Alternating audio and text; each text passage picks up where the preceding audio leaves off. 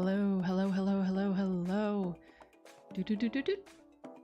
Welcome everyone. Good morning, good day, good evening, good night.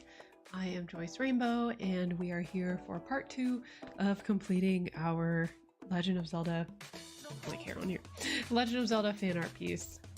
And for those of you who missed part 1, there is a link in the description to where you can see the video on demand of that stream. So I'm super excited to be wrapping this up today, hopefully. My plans for the background are simple yet intricate, so it might take a while, but we'll see. Yeah, I apologize if I sound all nasally today. I am getting like some real allergies today, like real bad allergies. I don't know what it was. We had Tropical Storm Hillary pass by Nevada out of all places. We were fine. It was just a sudden weather change, so that might have affected my allergies. But anyways, I do have my liquid death here today to stay hydrated. Liquid death comes out with it's so shiny I can't even show you guys. I'm like, I don't want to spill it on the paper, but that was all these cool and creative flavor names. This one's called Bury It Alive. And there's like convicted melon. There's severed lime. I love liquid death.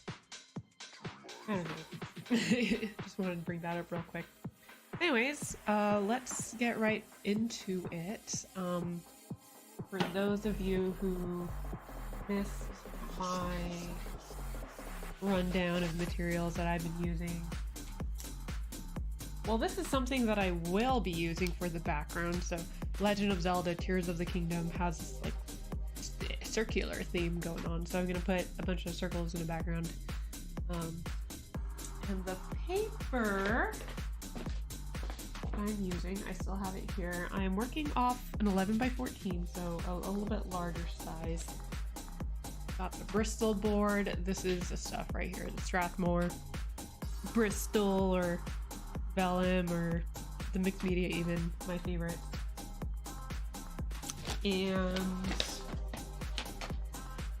a couple pens I'll be working with today. Oh, here it is. This one, since we're filling in, we did most of the line art for part 1. Yeah, we did most of the line art for part 1, so we'll just be filling in for the most part. I might be turning on, this is a light pad, by the way. I'll definitely be turning it on for the heart, which I'll be filling it in with Copic. But I'll be toggling it on and off because we don't really need it too much. And then the screen just looks better without it. But yeah, that's the plan for today. And then I'll just be introducing materials as we get to them, because even I'm not 100% sure yet. It's gonna be an adventure. So yeah, let's get back into it. As always, I hope you guys are doing well. I hope you guys have a wonderful, what is it? I don't even have my calendar up on the right month because I haven't been able to stand for a while. So my calendar is like really high up. I have to tippy toe. But I think it's like the second to last week of August. I was like, whoa, I heard an ad on the radio for a Labor Day sale. I'm like, that's coming up already? What in the world? So anyone going back to school, wish you a happy back to school. I don't know if that's a greeting. Hello, Ja. You're here lurking, you're doing a workout you forgot to do earlier. Oh my gosh. I know, I hate when that happens. So like, I try to do my workouts either before lunch or before dinner, because I just love to just eat afterwards. Eat and eat and eat. And that's the best time, you know? So sometimes like I'll skip it during lunch and then I'll be like, well, I'll do it for dinner, and then sometimes it'll get pushed out to the next day. But I try to stay on top of it, especially with my foot like almost at 100% now. I'm starting to get back into doing more yoga, and for a whole week I was just doing no feet yoga. I was just looking up on YouTube like no feet exercise, and I'm surprised that there are some results there. What else? I plan on releasing my next video on Friday. That's my anticipated release date, because I'm almost done. I just have a few more scenes to edit here and there, but that's gonna be about inking mistakes and how to fix them. And I've seen a few tutorials here and there, videos and blog posts on what to do for that, but I haven't really seen anything with a lot of options. Like the most I've seen is 5 options, but I'm planning to put together one with 13 options, and they're going to cover both corrective and preventative ways to fix up your inking mistakes. So I'm super excited about this one. I'm having a lot of fun with this video. I think I spent about 20 hours editing it this week. I was really wanted to focus on it. So I love when it's like a 9-minute video, I think 8 to 9 minute video. And so it's really not that long, but editing it takes so long because I change scenes every second or every half second. It's like a different scene. So like, oh, the joys of video editing. But I am getting a lot more intuitive with it. I did post a link in our Discord server for Jaw's request, and I figured everyone else could benefit from that as well, because that video really helped me out expedite the process.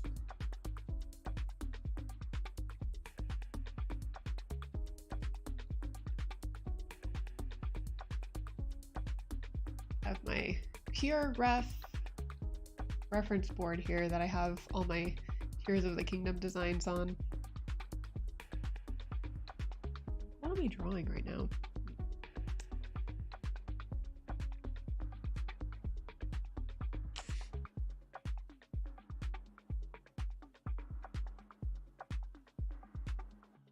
He has like Kingdom Hearts type of belts going on.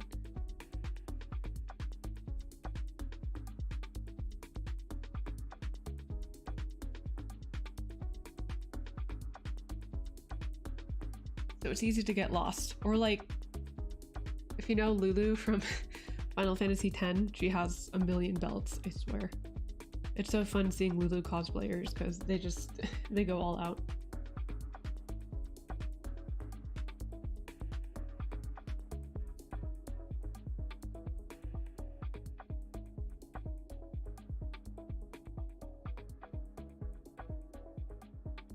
So yeah, the plan is we'll fill in the rest of this, and then we'll fill in the heart, and then we'll do the background. And then if there's some ink that needs to dry in between, which I don't really anticipate because this stuff dries pretty quickly, we might do a sketch in between, but we'll see. Hey, Annie's here. How are you? I know you've probably been really busy with all the back to school stuff, huh? Yeah, good to see you. I think this is the first time that I've seen you since my unexpected break.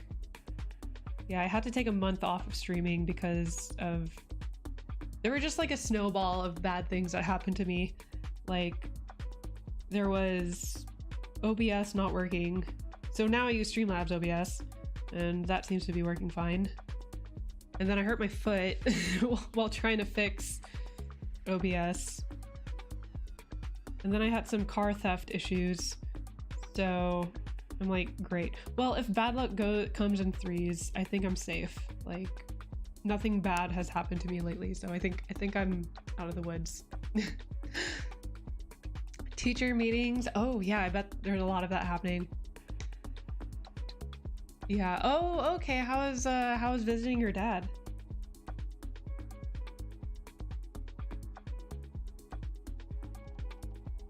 Yeah, and then I got really busy with because I'm applying for some user interface positions right now, and there are a ton of interviews to get a job for that, like a ton.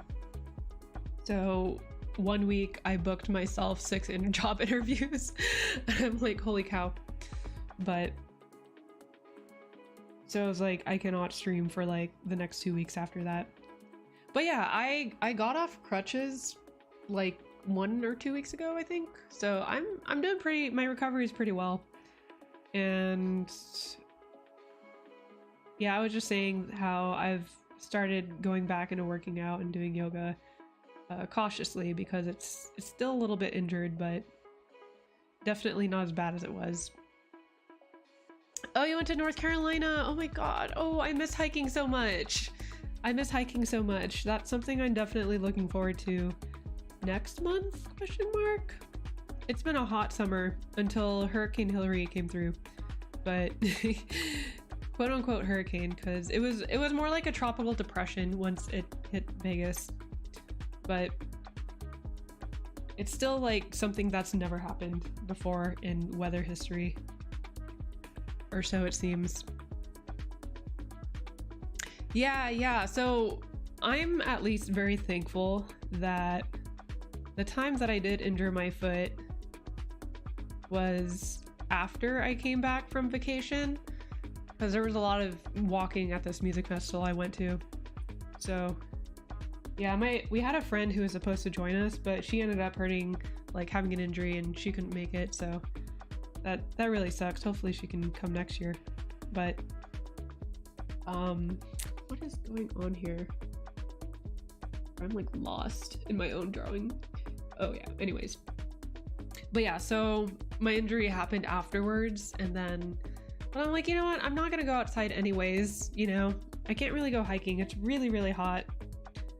That's what sucks about Vegas. It's just, there's a lot of beautiful places to go hiking out here, but you can't do that for 3 months, basically. Unless you travel a bit further by 3-4 hours. I mean, that's what's really cool about this area, is that you can just leave. To simplify my thoughts, you can just leave. It's easy to go. Yeah, I actually haven't been hiking in the Spring Mountains, so I don't really know. Well, there's like Bonnie Springs and all that, which I think is still actually really hot in the summer, and even Mount Charleston too, because I remember, unless you go to the peak of Mount Charleston, like 10,000 feet up in the mountains, but I remember going on a hike in August or sometime during the summer to Mount Charleston, but I went to one of the trails towards the base and it was still really, really hot. So I was like, okay, maybe that's not working out. But yeah, if I go towards the top, so there's a couple options, and if I didn't hurt my foot, I probably would have taken a weekend off just to do that, because like I just go like, I just get really cabin feverish if I stay home too much. You were hiking at 7,500 feet elevation. Oh wow. Yeah, it is. I think, yeah, I was at the base of the mountain, so it was pretty hot, but it does definitely get cooler the higher up you go. And it's really cool that we have that little escape. So for those of you who don't know, Mount Charleston is a mountain. It is the Vegas mountain. No, I'm kidding. It's basically the closest place to Vegas where you can go skiing and snowboarding in the winter, obviously, but they do have a ski resort up there, so that's an indication of how cold it gets, and it does fill up with snow during the winter. Dude, no, I feel that. It's really crazy how your breath just changes at that elevation. So the last time, I know that Mount Charleston goes up to 10,000 feet, and there is this hike up there. I think it's called the Rain Tree Hike. So it's actually a relatively short hike, I think, maybe 1 or 2 miles. You know, not that long, but it feels long because of that shortness of breath. And once you get up there, there's some pretty cool trees, and then there's like this big grand tree up there, which is known as a rain tree. And then you go out a little further and there's a waterfall. And when I was up there, it was in January, so that waterfall was all iced over.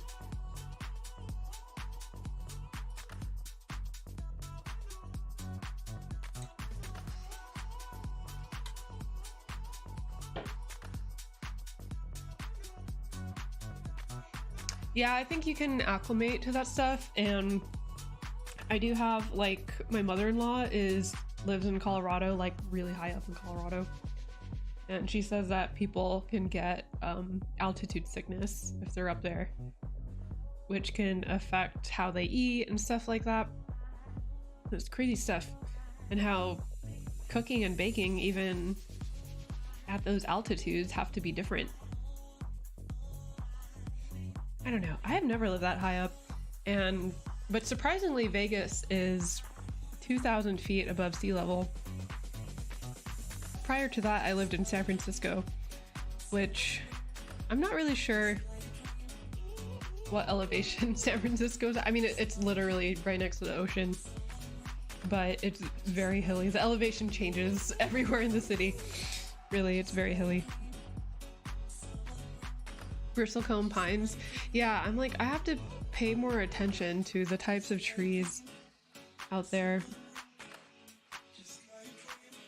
Maybe I'll start bringing, like, I need to start bringing a little notebook just to do some quick studies of stuff. Like, I've done plein air painting, which is where you bring out your canvas and you paint.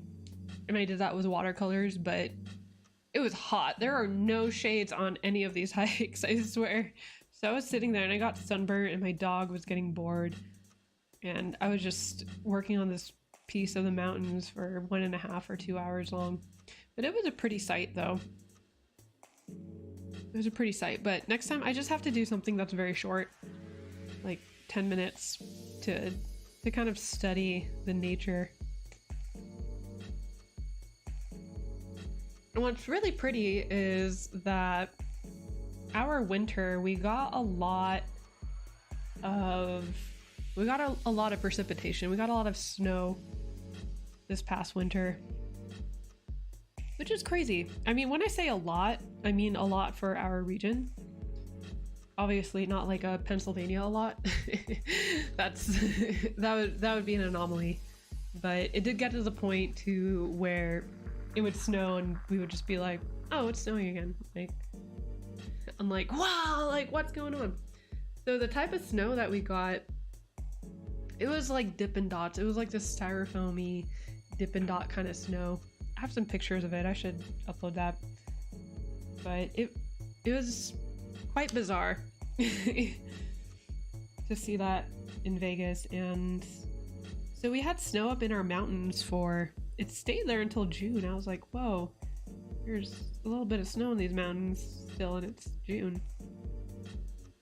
But all that precipitation was really beautiful for the hikes. Like, I would do these, there's a lot of slot canyon hikes that are at Red Rock, and that's where all the water goes. There's still rivers that run, or creeks, I guess that would be a correct term. River is kind of big.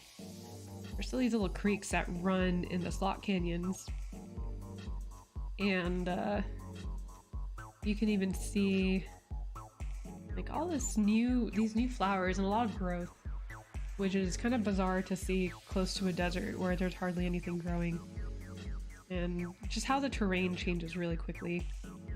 Yeah, I took my brother out there. We went on a hike towards the end of May, and he was just amazed by how quickly that terrain changed. Oh yeah, we even did, so the last hike we did was for Miko's birthday, which was June 13, and we did a little slot canyon hike. It's called Icebox Canyon. It's a short hike, but I would say it's probably one of the best hikes in hotter weather.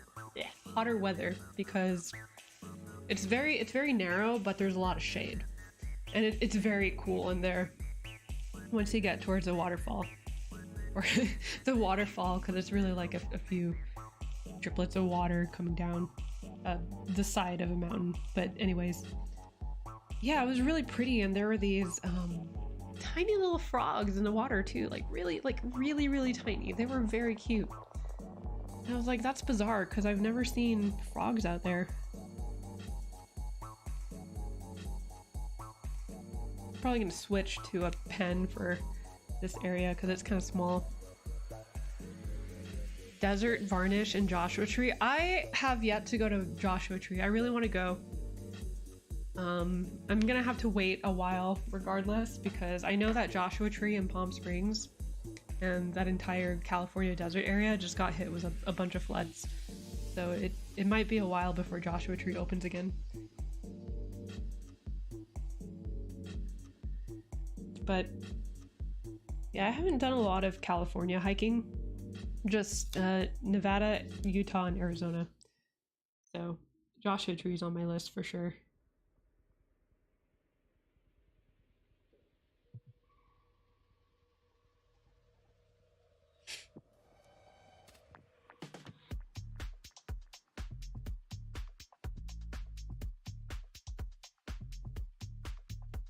The actual Joshua trees are really cool looking.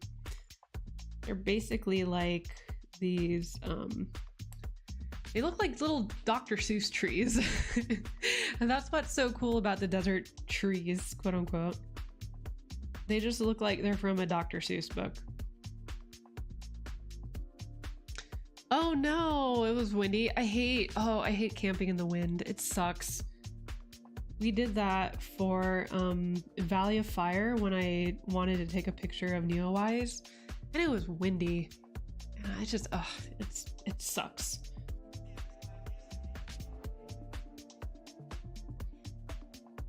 Okay, yeah, I think pretty much in the same region.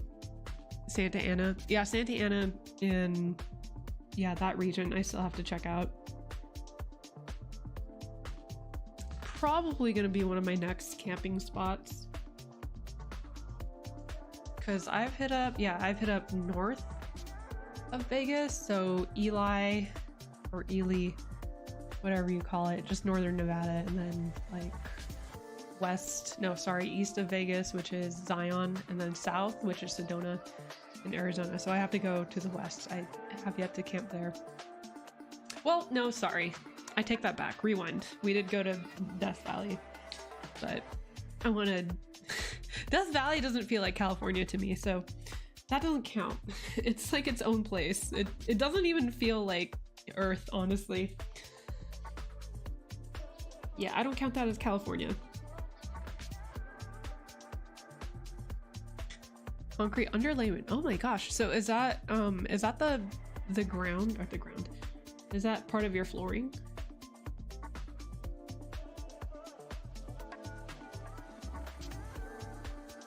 Oh, and then you're putting in all the tile. That's gonna be like a really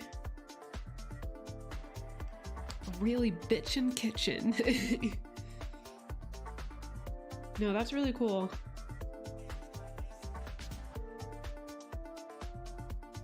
Man, I would love a kitchen redesign. Like our kitchen's not that bad, but it could use a redesign for sure.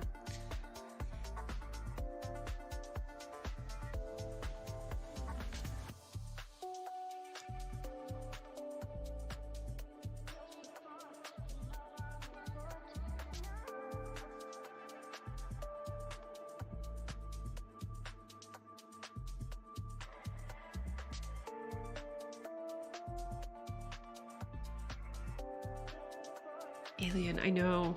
Tatooine. That's so pretty.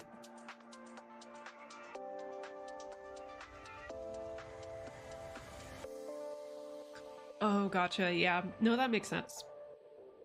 That makes sense. So are you doing all this yourself? Have you been doing all the kitchen stuff yourself? I really want to get better at DIYing stuff around the house, but I'm also scared that I'm gonna just make a bigger mess out of it.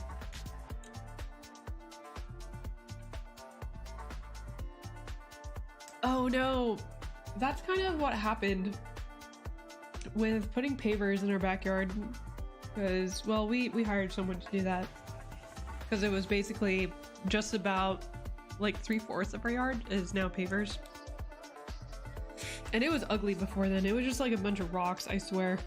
Vegas yards are not pretty. They're just rocks and dirt.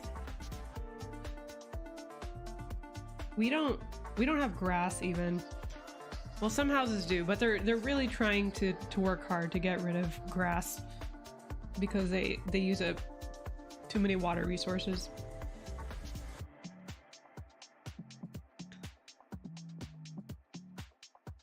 Okay, yeah. Especially electrical, you know. I'm like, I definitely wouldn't trust myself with that. That is dangerous. But that's good.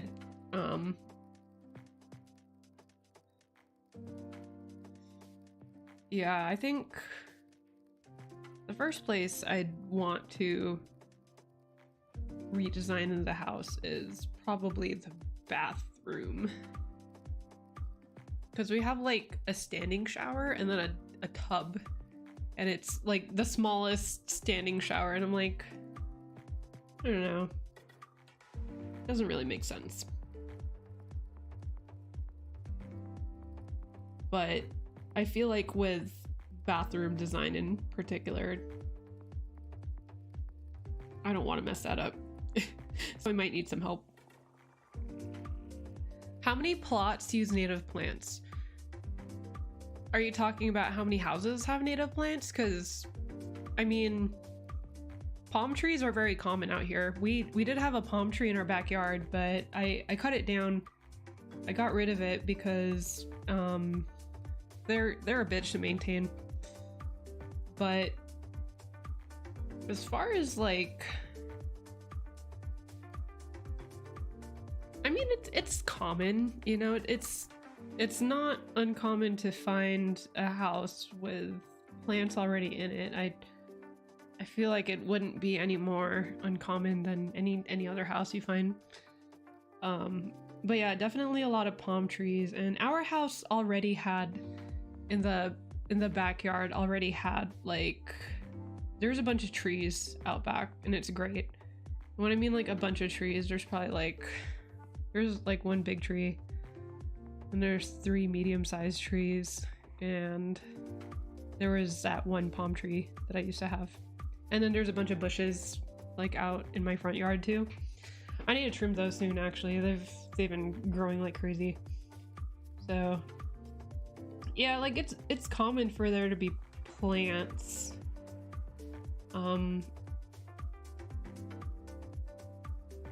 know what the term is for like desert landscaping, because there's like that aggregate soil that makes it very difficult. But I've seen some really pretty desert landscaping with some of our neighbors' houses whenever we take Alfred out for a walk. There's some really pretty like cacti gardens and stuff like that. Oh, that's cool. You already had a renovated bathroom. But yeah, no, they with Vegas houses, they definitely make the most out of it with plants and stuff like that. Nothing too lush. It's just like, you know, your succulents and your cacti and some bushes and trees that, like, there's trees, but it's definitely not as lush. Definitely not as lush as the East Coast at all, because y'all are already in a green area to where the plants here they're like native, but they seem very like placed in.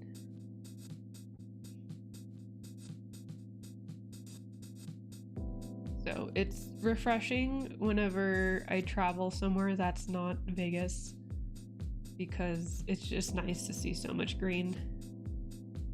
Yeah, and I do miss that, because I've been stuck at home so much because of my injury. I'm like, I just need yucca plants. I'm trying to remember what those look like. Google that. A phone. Phone.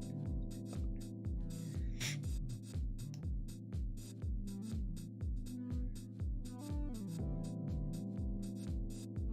Oh, yeah. Yeah, I've seen those. Yeah, just stuff like that, you know? And... oh, what else do we got? I mean, did I mention palm trees? Because it's like 80% palm trees. Can't mention palm trees enough. But no, the reason why I don't want to own a palm tree for 2 reasons.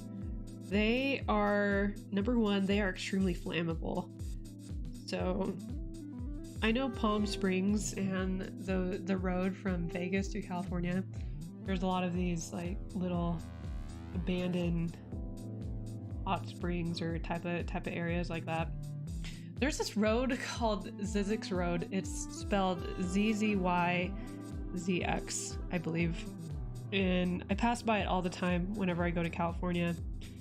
So one day I found an article explaining what was down there. And I guess it's some abandoned hot springs, but they have all these like super like overgrown palm trees. And it's a type that all the leaves are like shaggy up to the bottom. And yeah, that to maintain a palm tree, you should probably trim those at least once a year, or else it can really become a hazard, those dried palm leaves. And another reason is because all the disgusting creatures live there.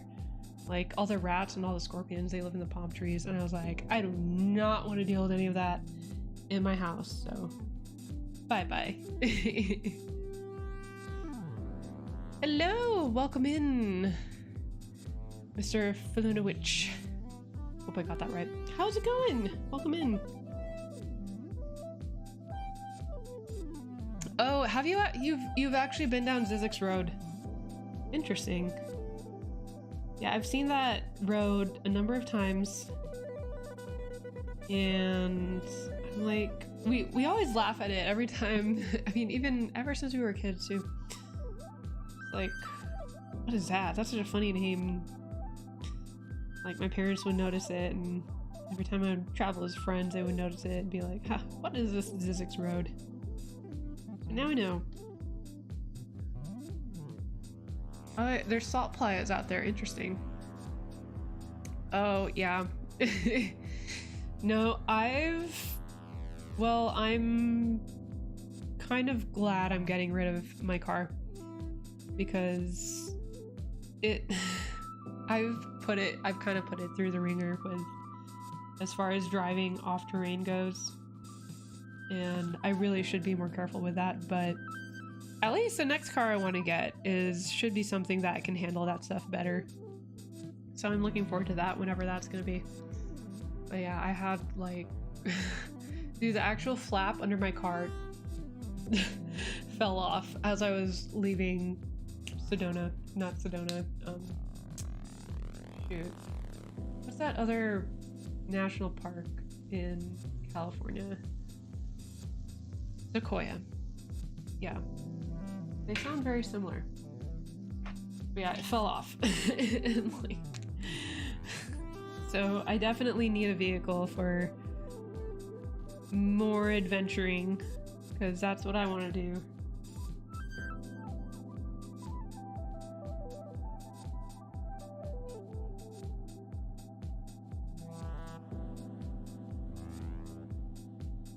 Oh, I mean, like, I wasn't sure if that was like your actual last name or your alias last name. Either way, like, I see it here. So I'm like, I've never actually said that out loud.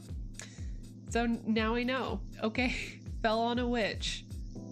Fell on a witch. That's how you say it.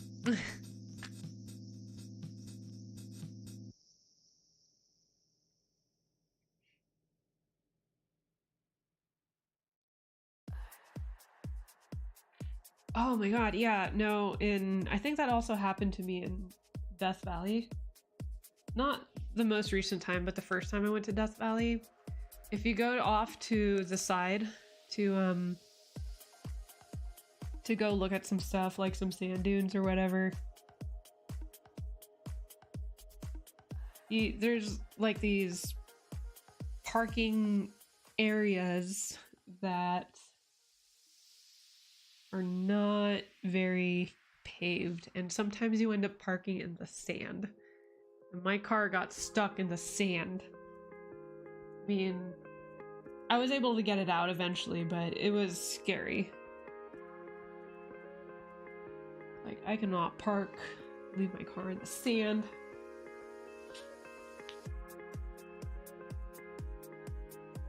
Hey, welcome back. Hope the family's doing good. I know I gotta do some catching up after stream.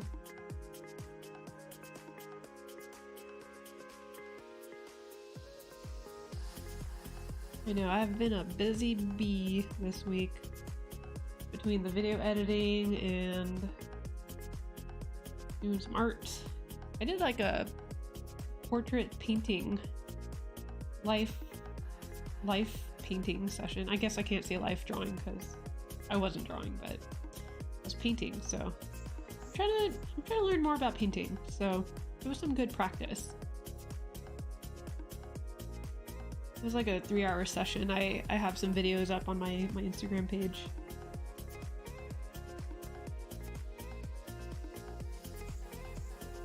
I know. I know. My next vehicle, though, I think, I don't know. It'll be better for that stuff, but no, I was just very stupid. I tried to think of a better word, but no, I was just stupid. I was thinking I could do something, but well, now I know. At least my car didn't get into any serious trouble, so.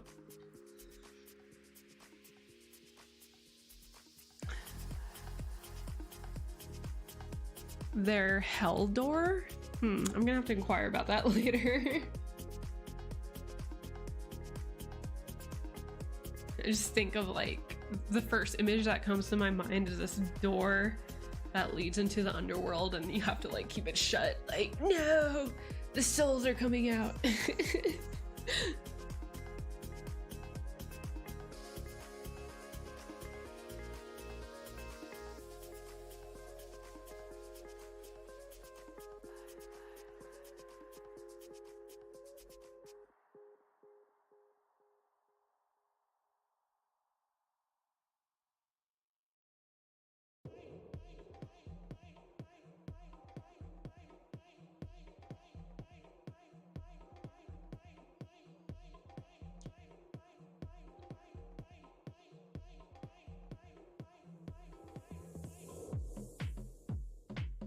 Especially Death Valley too. I know that there's some areas that are high clearance only, and it's like, I feel like with a high clearance vehicle, it's like being in a video game and unlocking new places on the map.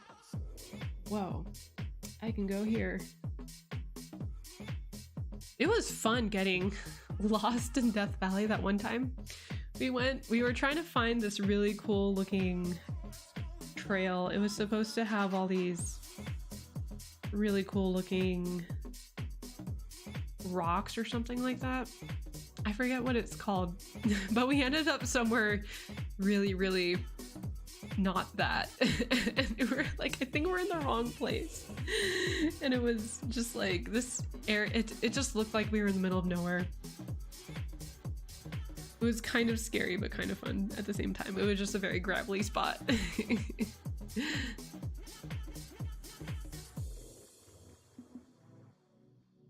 Yeah, I mean, yeah, I totally agree. Like, you shouldn't put too much faith in your vehicles if they're not equipped to do certain things.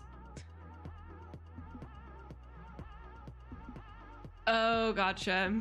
It was the back rooms of the desert. Yeah, it definitely looked like somewhere we weren't supposed to be. If you've ever ended up in those instances when you go hiking, like, I don't think we're supposed to be here.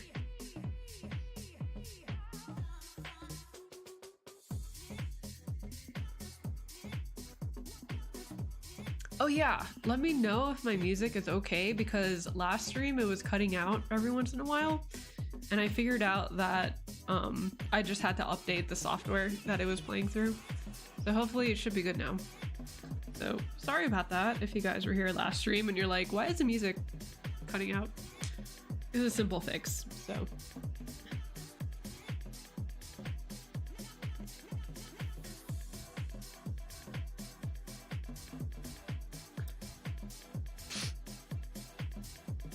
Yay! Now we all get to jam on a Wednesday.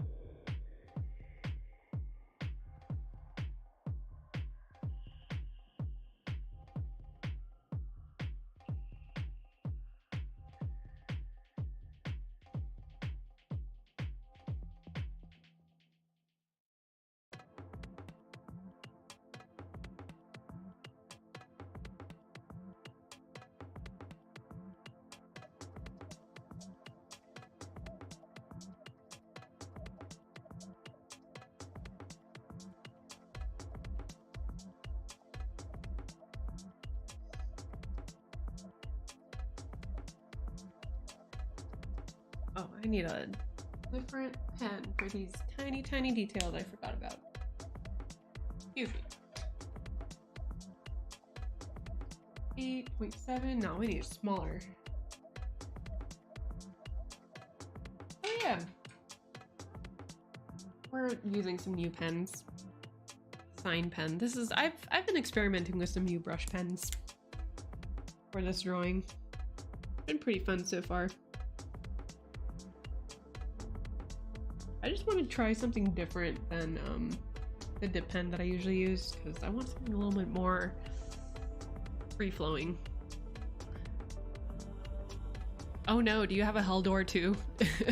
Does everyone have a hell door and I just don't know about it? What?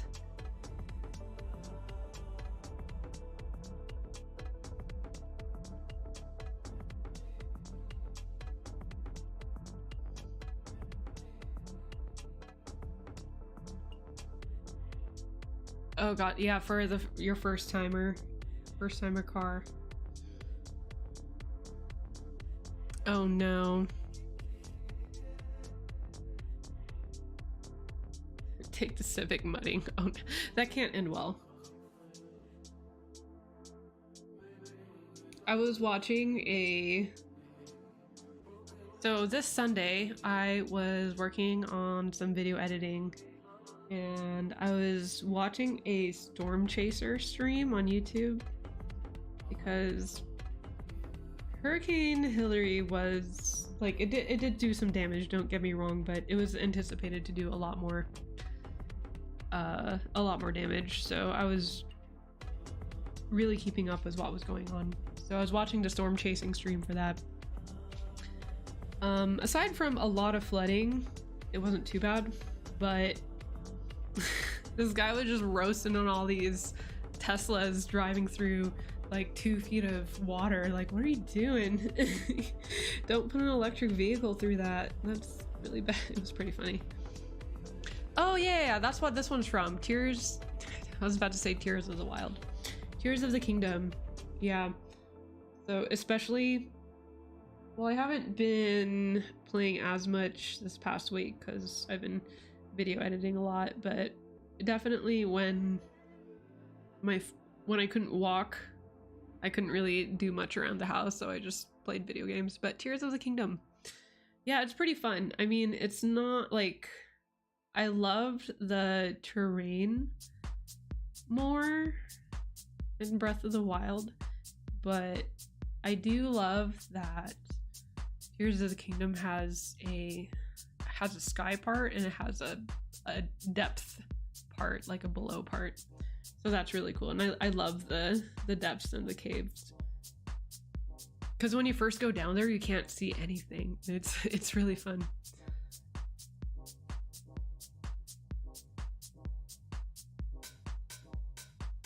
TV tools.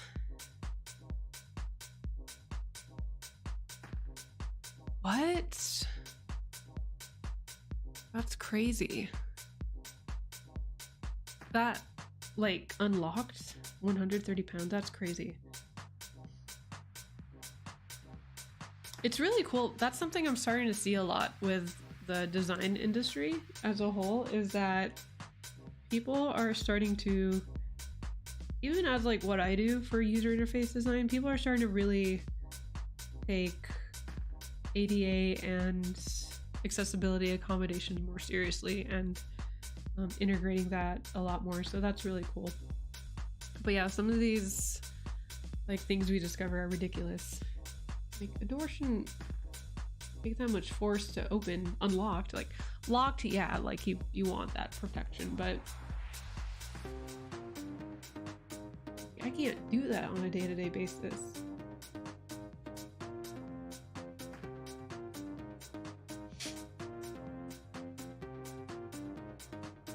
Have you played Breath of the Wild or the new one? It's so much fun. I just love getting lost in video games. Or distracted by everything. Oh my gosh. And you go through all 95 pages?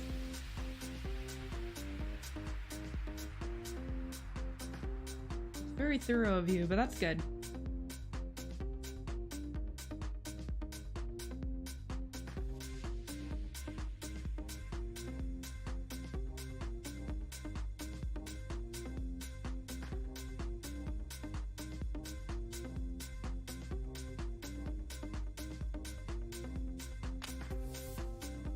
Oh yeah, it's the Switch exclusive, but hopefully the Switch can be more and more affordable soon with other consoles and whatnot coming out. Yeah, or you can watch them. That's what Miko does. He's just entertained by me getting distracted by everything.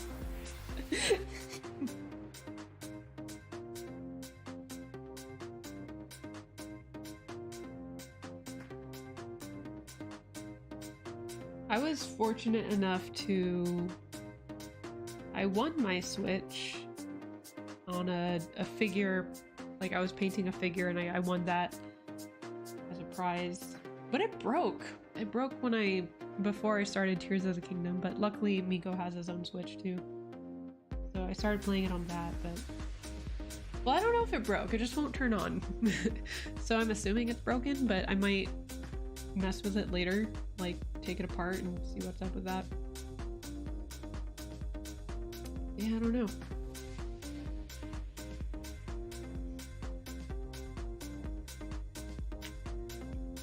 Deep Rock Galactic. Are these games like open world type of games?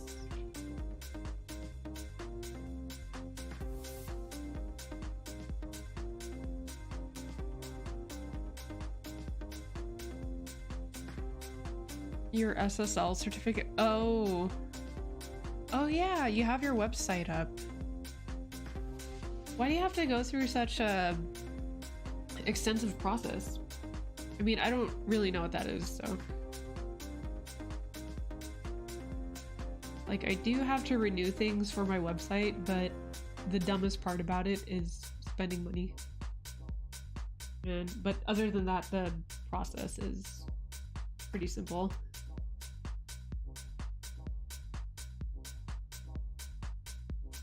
But that's because I go through like a pre-built, what do you call it? Wix. One of those thingies.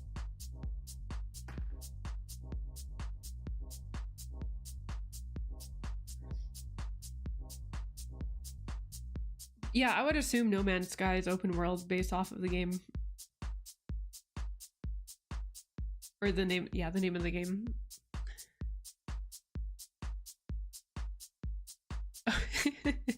Interesting. Minecraft and Left 4 Dead. That sounds fun. I played Minecraft for a whole week. Like every day for a whole week. And I felt so useless because I was on a server with my friends and they already knew how to do everything. So they were making like skeleton farms and doing all these crazy things, and I was in the corner just making a rainbow house. I'm like, I'm just gonna farm dye, or not even farm, just like I'm gonna collect dye and make a rainbow house. And that's my little project. But man, it's the enemies in that game, it's so scary because you'll be digging and then you'll hear noises around you, but you can't see them.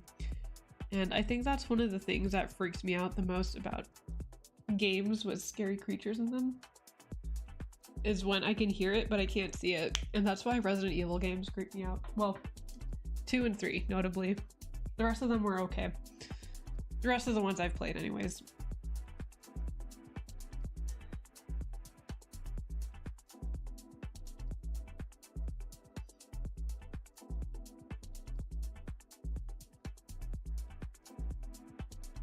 Did we finish this one side already? Huh. Time flies fast when you're kicking it with friends. Okay, cool. Yeah, we can probably finish this today. But we'll see how long the background takes. Okay, gotcha. You like host your own website and stuff? That probably happens if you host your own page or set all that up yourself. I know, I love that. You just do whatever you want. But I just felt so like everyone was doing something so productive for the team. And I'm just like, here's my little rainbow house. I have a little place for everyone to hang out in, and it's colorful and it's happy. Everyone's like making all these like complex systems and carts and stuff. Whoa, food talk. I know, someone's got to bring it up. I don't know. What do I have to say about that? What's been new for me as far as food? What did I have yesterday? I kept it pretty light. I had like at Taco Bell because we came home from a live drawing session pretty late, so we're like, let's just have Taco Bell. But I really don't eat that much fast food at all. But if I were to eat fast food, it would be Taco Bell because they have vegetarian options, some pretty good vegetarian options. I made mushroom fries the other day because we had all these portobello mushrooms, and I've been using them as a burger substitute, but I haven't really been feeling like using them as a patty lately. So I was like, what am I gonna do with all these portobello mushrooms? So I made little deep fried like fries out of portobello, and they were fun. I'd probably do it again. Rainbow house for the win. Yeah, I'm like, my contribution is to provide happiness and joy.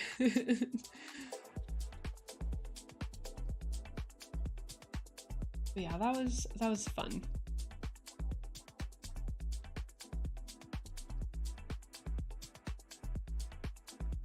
Oh yeah, you really like them. I thought they were I think they needed a little bit more seasoning because they were just so basic, like the flour and the panko and all that. But I think they would be better with a little bit more seasoning, but I think they ended up not being as bad as I thought. Oh yeah, you know what saved it though? The Stubbs barbecue sauce. That's what that's what made it good, dipping them in barbecue sauce.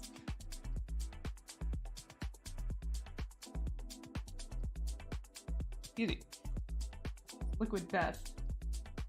Burp.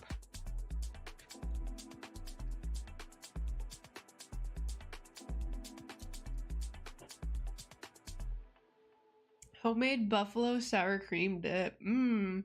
What are you dipping in the dip?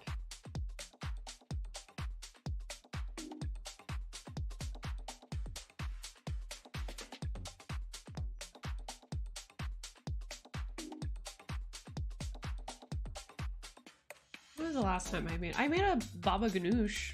This was quite some time ago. This year, but like a few months ago. It was really good.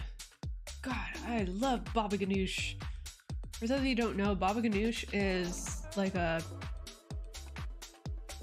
eggplant based dip, but it tastes like hummus but better in my opinion.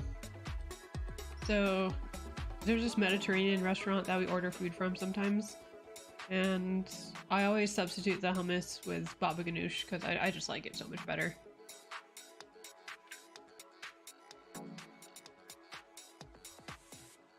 Yeah, you basically, you bake the eggplant and then you like really, you mash it through one of those sifters, like really fine sifters to get this eggplant. I think it's eggplant and tahini.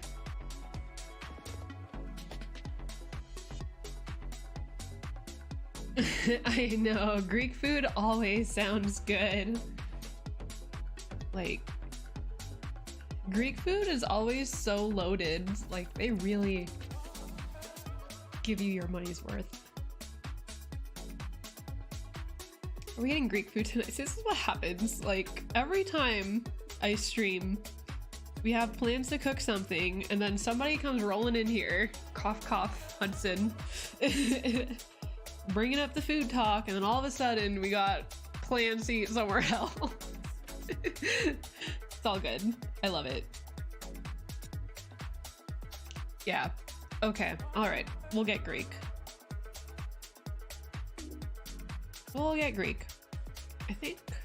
God, I just wish the Greek place we usually get our food from, I don't really like their falafel. Well, I'll give it another shot because I'm kind of craving falafel.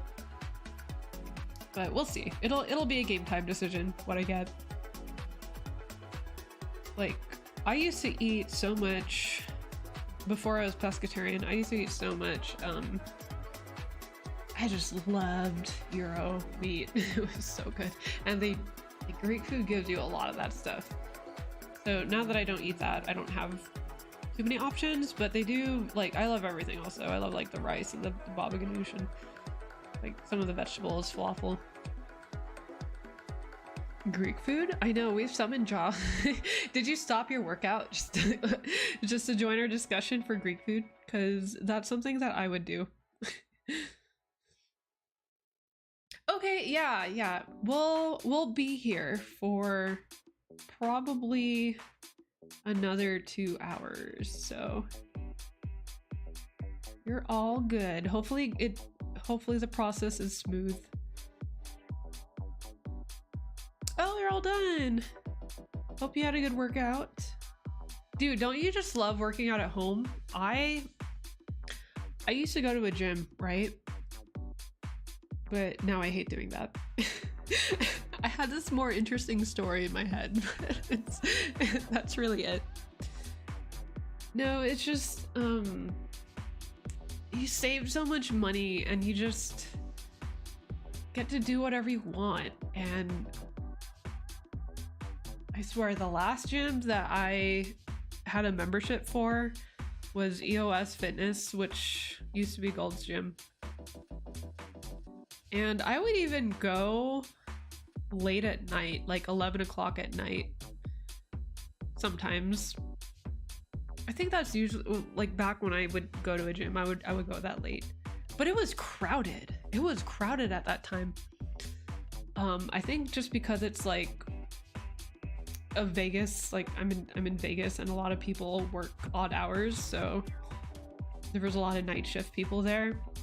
But people are like weird about equipment, because I would go use a weight rack that was completely abandoned, and like some guy just came up to me and he was like, I was using that, and he was like trying to use 3 different machines at the same time. Like, okay, I'm sorry. Like, why are people so weird about that? Like, just if you're not using it, just let other people use it. Like, you're sharing your like gym equipment. It's so weird. I think that was the last straw for me, and then so I called to cancel my membership, which, by the way, canceling gym memberships is a whole, like, it's such a scam, I swear. They really try to keep you there, but I was just like, dude, that gym is too crowded. I can't do this. And even the person on the phone agreed. They were like, yeah, there's been like 3 people who called today saying that exact same thing for that exact gym. It's like, I can't do this again. I mean, I'll still go to like specialty places for certain classes, but for the most part, I just like doing yoga, Pilates, and when I feel a lot better, I'm gonna do kettlebells. Y'all remember that. But no, I want to start doing kettlebells again because it's a really good alternative to working out if you don't have a weight set. So I just really like core work, and it's so easy to do that at home. And it's free. I actually used to hate going to the gym.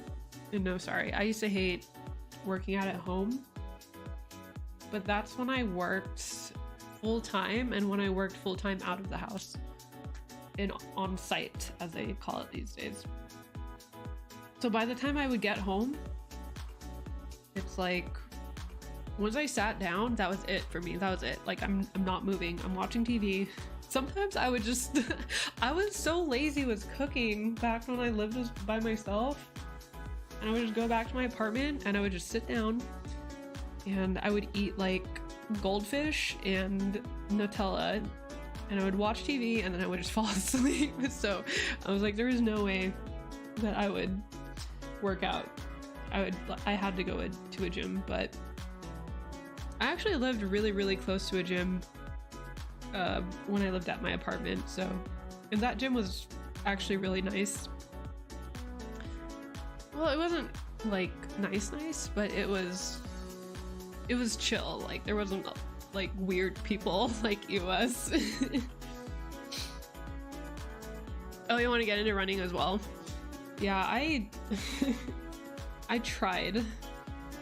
In fact, all my friends in middle school joined track, so I tried to join track, but I'm a terrible runner. I am so slow. I even had the Nike running app. I don't know if that's still a thing, but that used to be a thing that you can track your running and you can like have achievements and cheer people on and stuff like that. So like my friends would be on there and all that, and I'm like, dude, I am so slow. You know those like gym pacer tests where they would have you run to a back and forth before the beep, and then it would go faster and faster? Those were the absolute worst, I swear. Like, I'm trying to kill these kids. Yeah, I was one of the first ones out.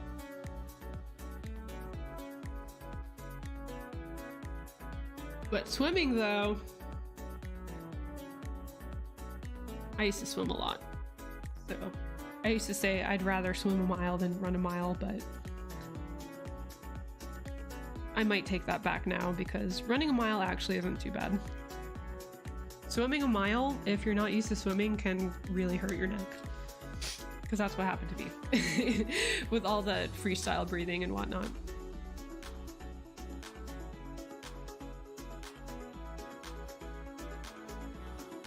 But yeah, swimming is difficult now. Well, it's difficult because it's difficult to find a place. That's what I meant. And so, fun fact about me, I used to be a lifeguard. I was a lifeguard for 4 years, and I was also a swim instructor because when I was a lifeguard,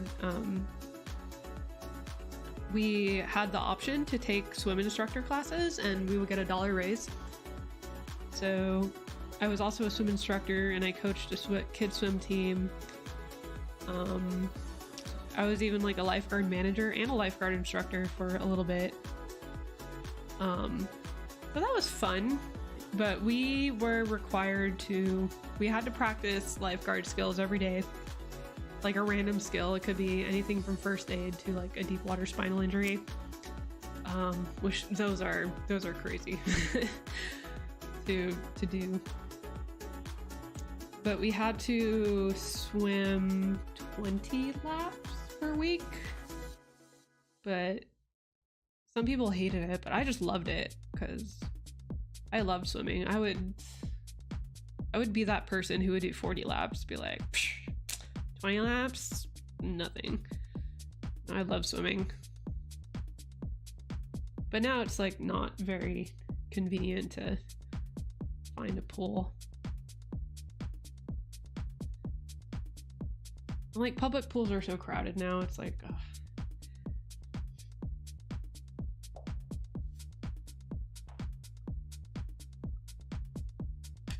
Have y'all tried water polo though? That is crazy. We did this event, like team building events, as lifeguards called guard games or something, and we got to try out a bunch of different water sports, and so we tried out water polo. It is so hard because you have to so you have to tread water, which is already hard for most people, and then you have to basically play soccer with your hands while treading water, and then like the ball comes at you and you can't see anything because there's so much splashing. It is very hard.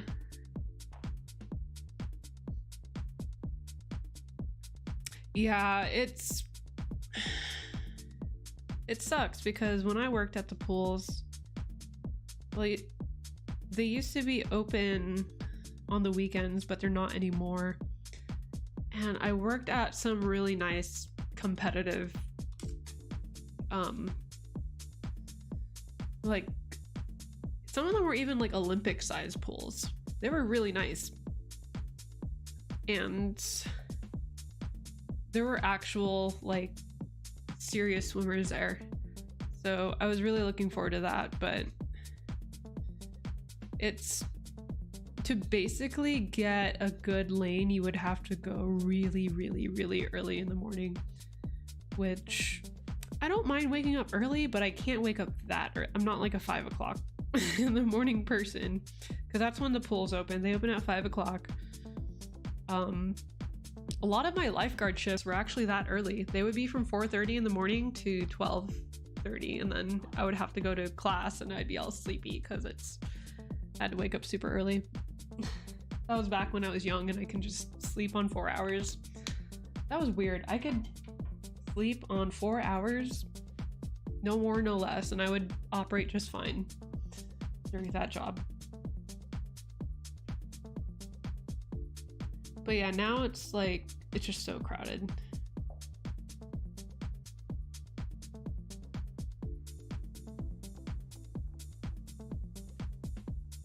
And I'm slightly jaded from that chlorine smell because I would have to be in the water all the time, especially as a swim instructor. And even after I showered, I would just constantly smell like chlorine. Like I would just smell like chlorine all the time. So now I'm kind of like a little bit grossed out by that smell because I would just well, not grossed out, but I'm just kind of sick of it. So my swimming days are probably over. Unless I did apply for a scuba diving position at the Shark Reef this weekend, so I mean, I don't know. I don't have as much diving experience as they're asking for, but that would be really cool. Dude. I would happily go scuba diving with sharks. I think it's just to like clean the tanks and stuff like that, but I'm like, I will take any opportunity to go diving. I miss it so much, and I mean, I live in the desert, so it's not easy. But yeah, like the Mandalay Bay Shark Reef, which is so cool. Yeah, I don't think I'm experienced enough. They want like someone who's done advanced level dives, or well, who's done like over 25 dives. I've only done technically 11 dives.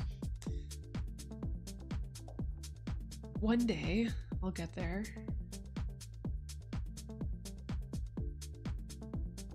So if I'm swimming, I want it to be scuba diving with sharks.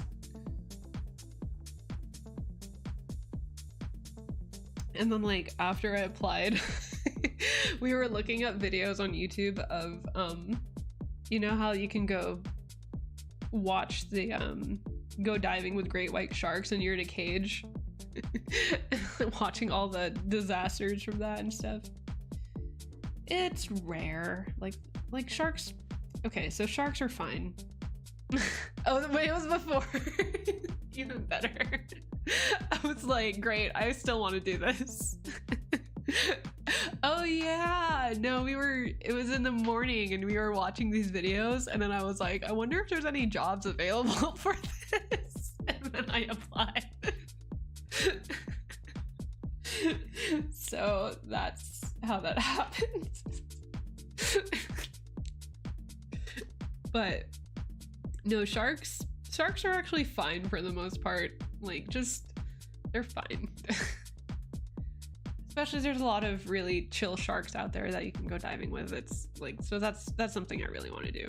And I would actually do like the great white shark cave dives too, or cage dives, because they seem fine. Okay, so I think we're done with the black and white ink. Let's oh I haven't even been paying attention to my drawing. What it looks like as a whole. That's cool.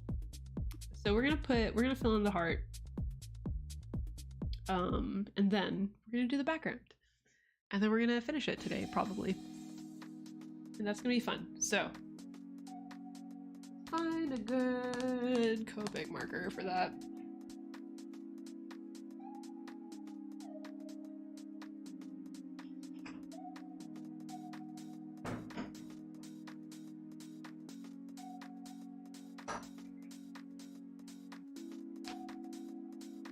We have garnet, coral, strong red. We'll see what works out the best. There better not be a movie about me in 5 years. One girl had a dream to go diving with sharks. Here she is 5 years later in 2 pieces.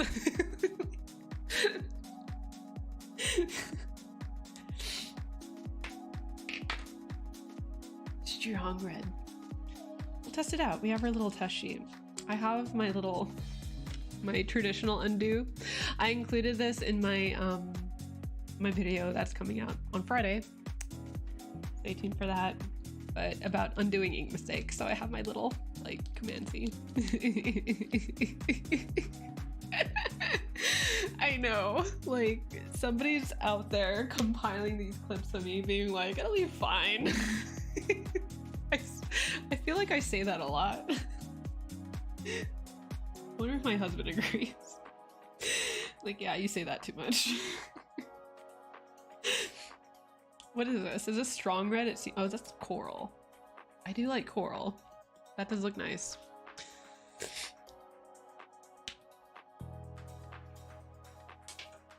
Well, you know what? No, it was actually Miko who wanted to watch the dive videos. I was like, because I was looking up I wanted to look up videos of normal experiences in the shark cage. Like normal, joyful experiences. But when I typed it into YouTube, I got all these disaster videos. And I was like, I don't want to watch that. And Miko was like, we should watch that. And I'm like, okay, fine. That's a yes with a capital Y-E-S. It'll be fine. we're gonna go with coral. Yeah, that's too dark. That's way too dark. What is that, garnet? Fun fact, I actually bought this marker, Garnet, to draw Garnet from Steven Universe. That's why I have that. It's fun though. I'm glad you agree.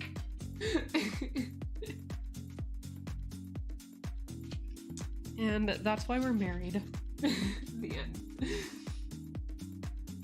Alright, coral. Coral!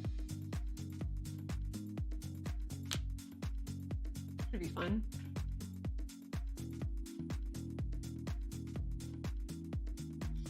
I know one of the last times we were at a beach, the water was really crazy. And I was like, just go in, it'll be fine. It's fine. I'm a bit oblivious to some stuff like that. I should probably be more careful.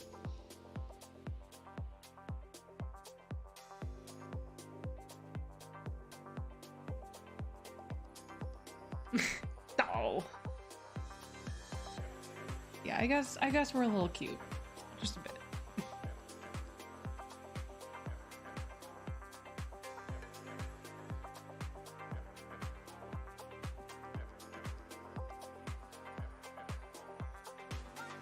I'm glad I decided to make this heart red, or else it would have looked way too evil. We just want it to look a little bit evil.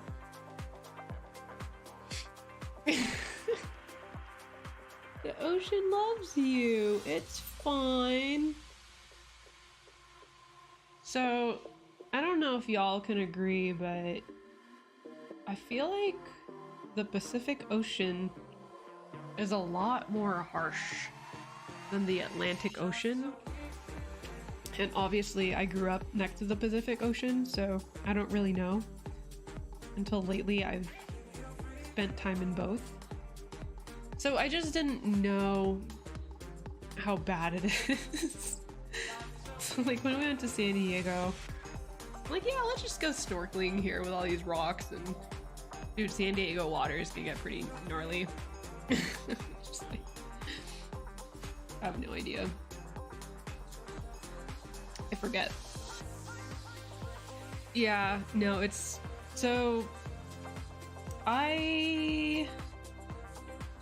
actually my first time snorkeling and scuba diving out there were kind of crazy. Like, so there's a cove in La Jolla, which is basically San Diego, where you can go snorkeling and there's all these pretty fish. Oh, I forgot to draw something here.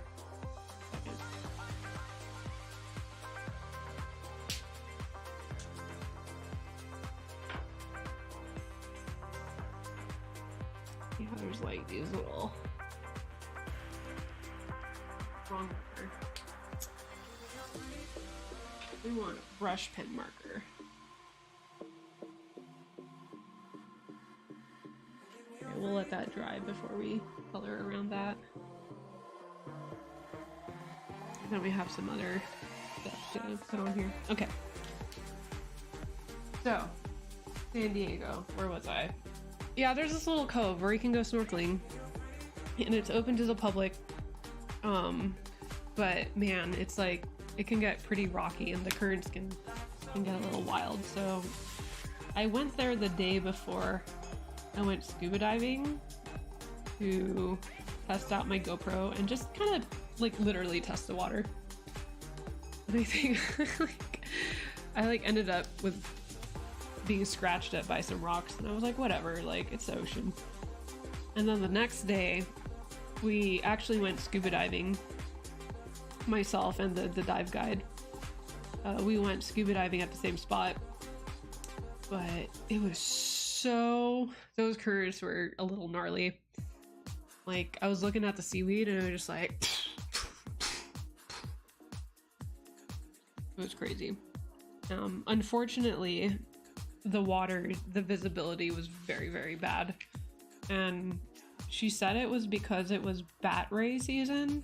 So because all the bat rays were swimming around. Yeah, we couldn't see anything.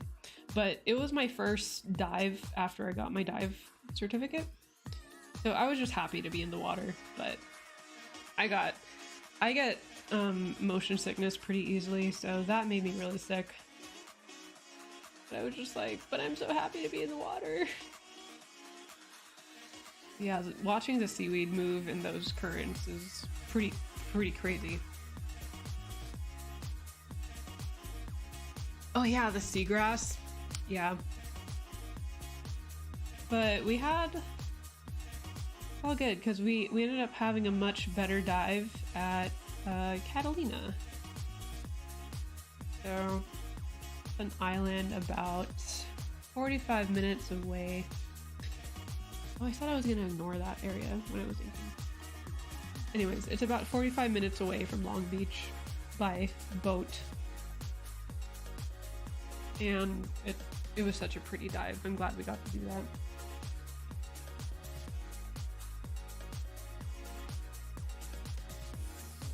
Definitely the best dive I've done to date.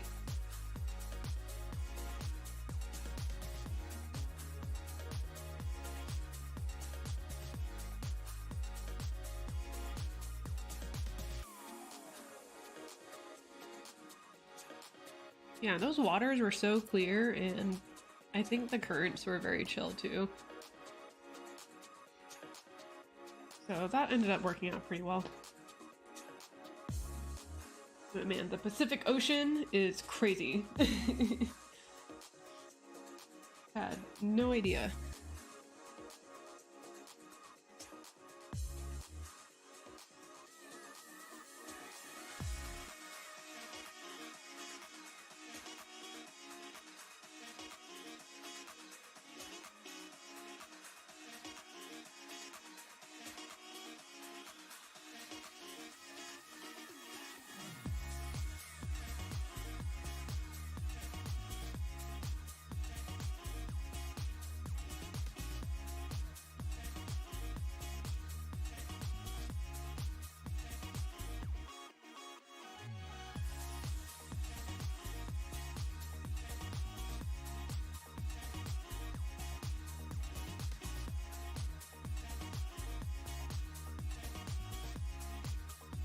Oh man, are we running out of ink with this marker? I swear. Better make it for this project. But the good thing about Copic markers is that you can refill them. The bad news is that I don't have the refill ink for them. For this one right now anyways. So, we'll just hope. This drawing is fueled on hope.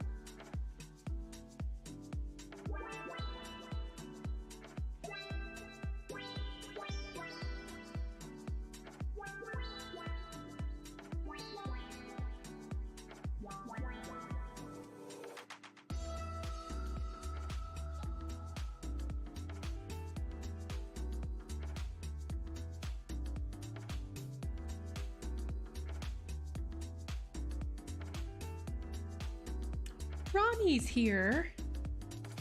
Hello, Miss Ronnie. How are you today? What have you been up to? I think he did some adventures lately. I forget where he went, though. But I remember being like, oh, that's cool. Like, I can't wait to go hiking again. That's for sure.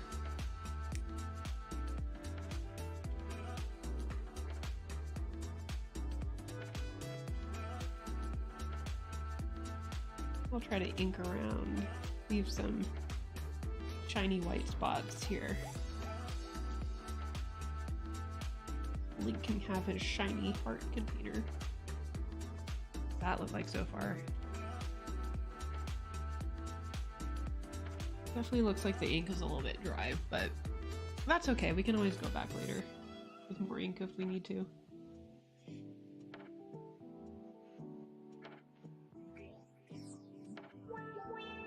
Grey's Anatomy is such a popular show, but I've never seen it. And I know it has a lot of episodes, or a lot of seasons. Oh yeah, we were just talking about Mount Charleston earlier. How was it? Because, yeah, we were mentioning that higher up it might be cooler, but towards the bottom, I tried to go on a hike towards the bottom of the mountain, and it was still very hot. This was a couple of years ago, so...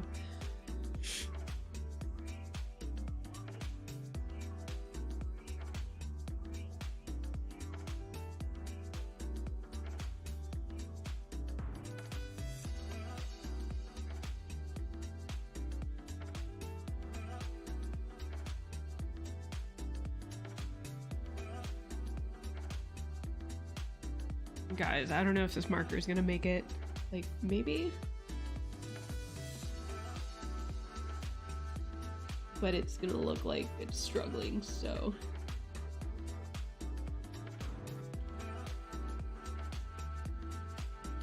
But that's fine, we have a lot of other stuff to do on stream. We'll just leave it blank.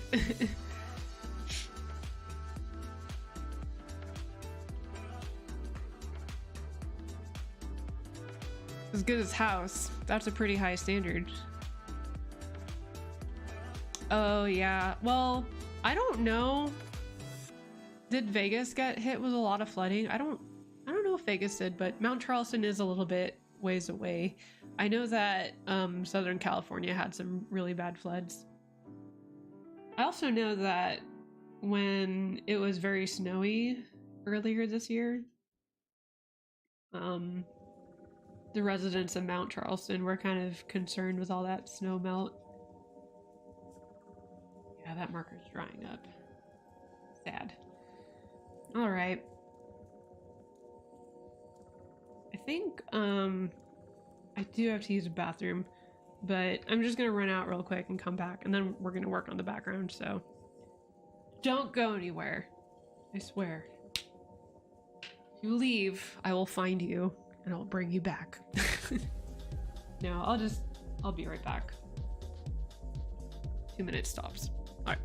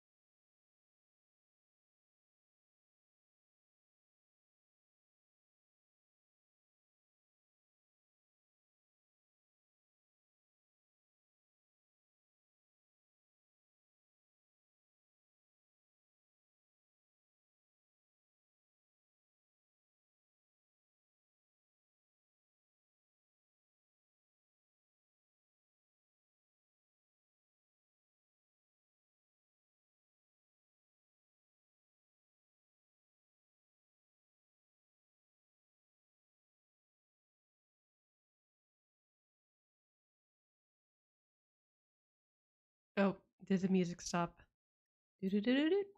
Every time I take my headphones out, something always happens with music. Let me get that running back up. Okay, I think we good. We good. Vegas didn't, but Charleston. Oh no. Oh no, I didn't know it was that bad. Holy crap. Yeah, I hope all that gets resolved pretty soon. That really sucks. I think that's one of the scariest parts about living in the mountains, I think, is Mother Nature, basically. Okay, I need a pencil. We're gonna start working on this background.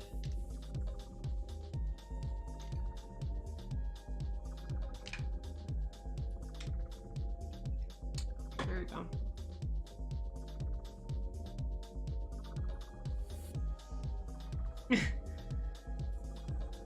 I talked about dip, then dipped. When the parents want to do yoga, I do yoga. Wait, what happened?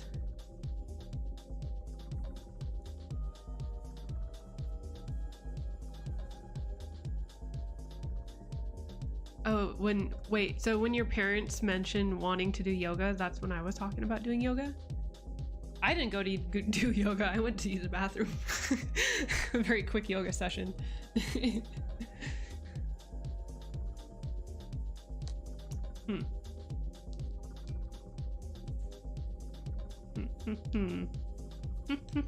Oh, thank you. It's called Coral, but unfortunately it ran out of ink.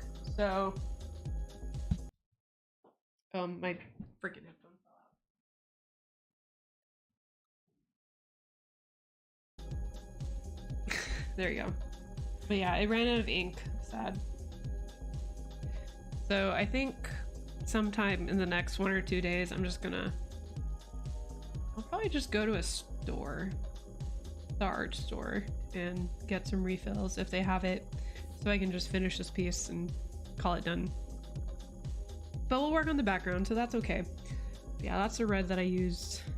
Oral, probably can't see it with the adjustment and all that.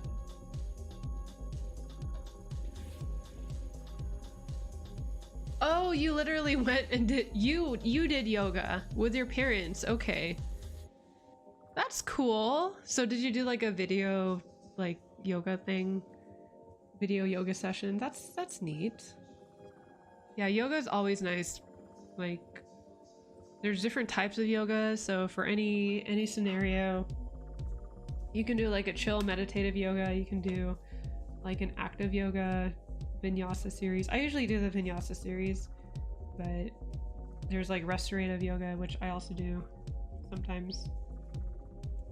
Lately I've just been trying to more like lower level vinyasa just to get back into working out again.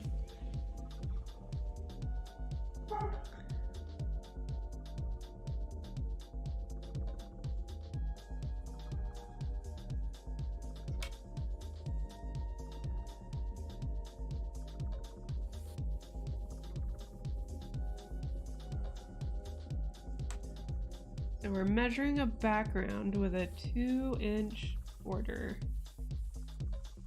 because I do want it to be even on all sides. A little bit up here.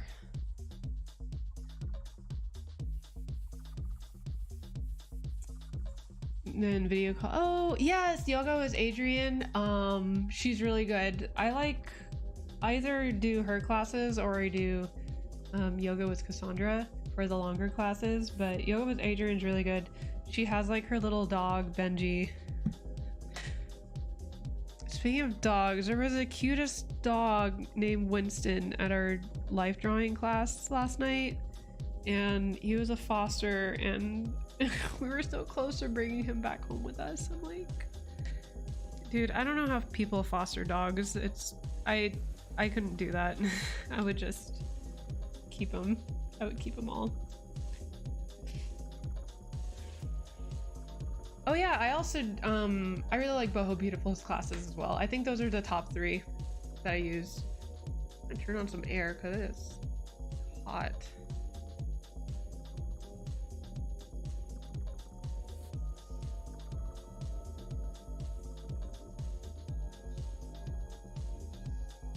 Oh, the flood. Oh, I read that as flood for some reason. That undefinable it factor. I I know, it was like one of those dogs that just always wanted to cuddle, and I'm like, dude, that is irresistible. How?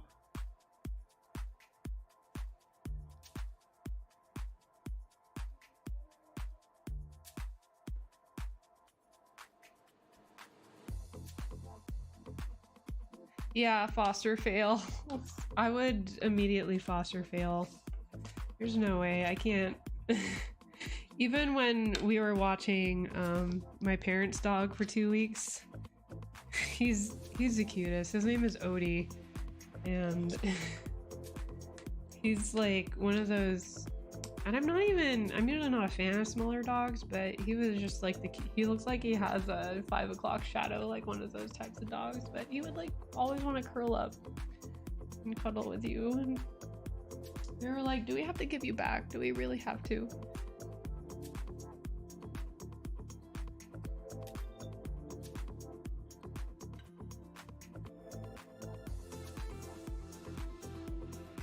Yeah, I heard some cats can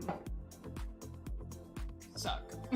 But I mean, this is coming from someone who enjoys both cats and dogs, and I do have a cat and a dog. And what in the world is on my paper?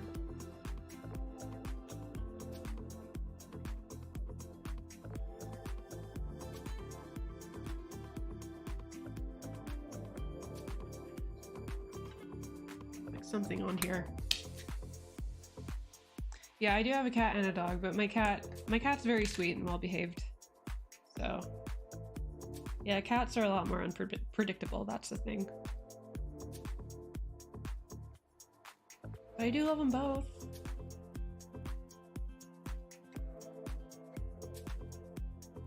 You had 2 cats that way. Oh.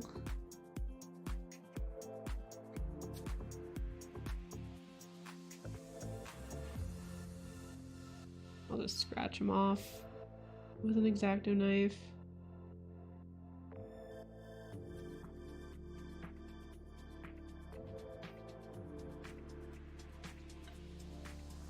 Who fostered? Your family has fostered skunks? No way.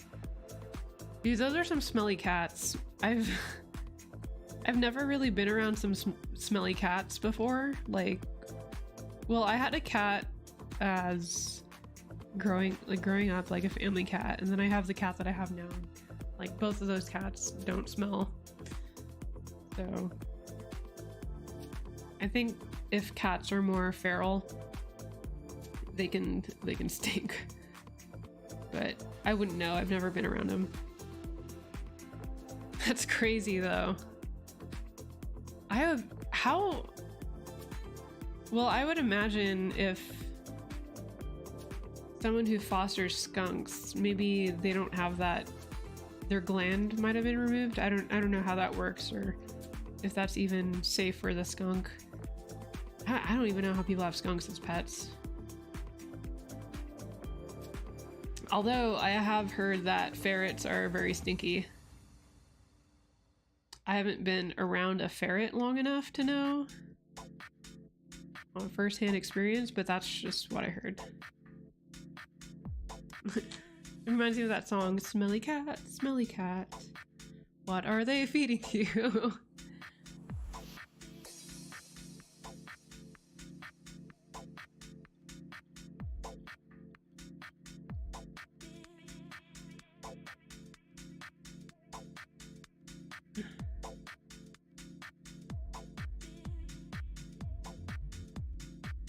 Oh, so is it specifically for kittens at that age? Yeah, I got Selena when the cat that I have now at 6 months.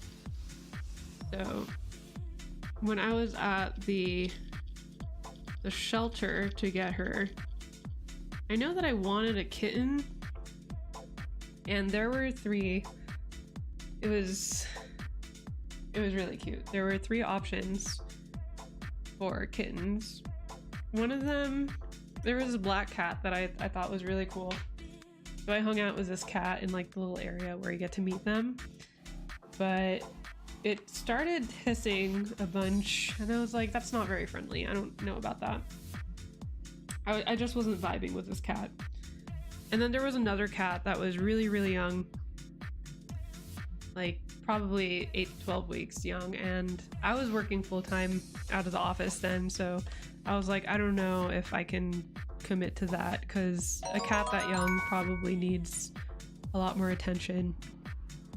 And then there was Selena.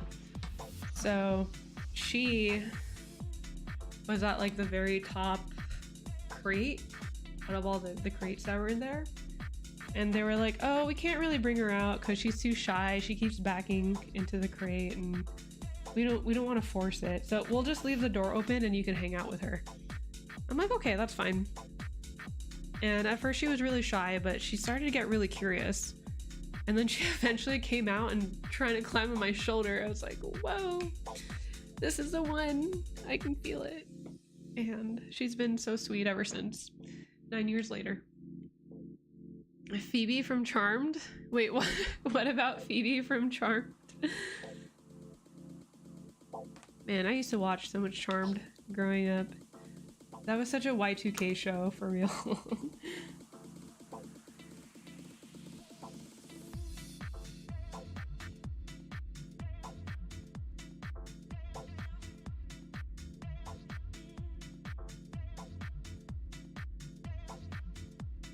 Oh yeah, the smelly. Phoebe. Oh, Phoebe.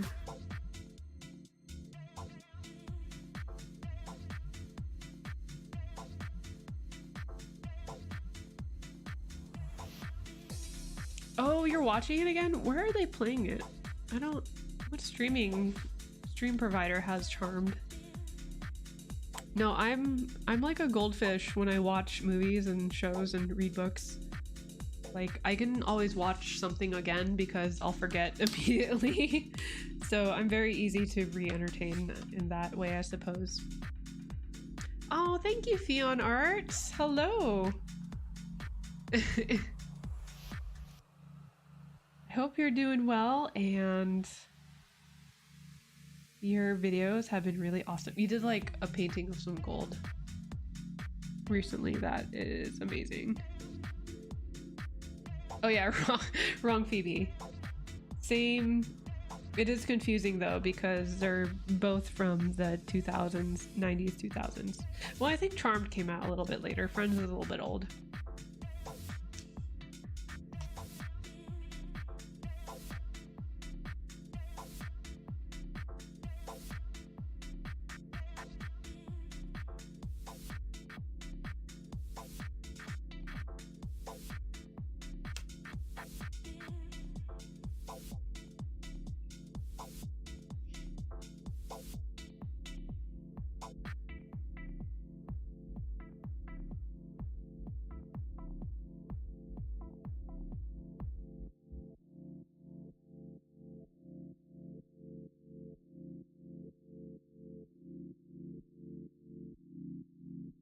All right, we got our rectangle.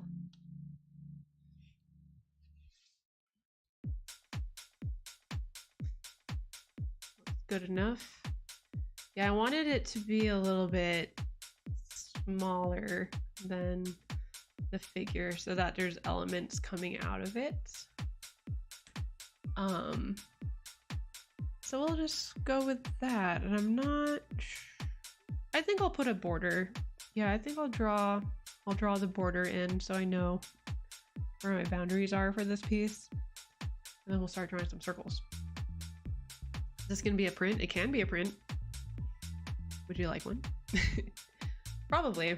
I mean, I'm actually anticipating on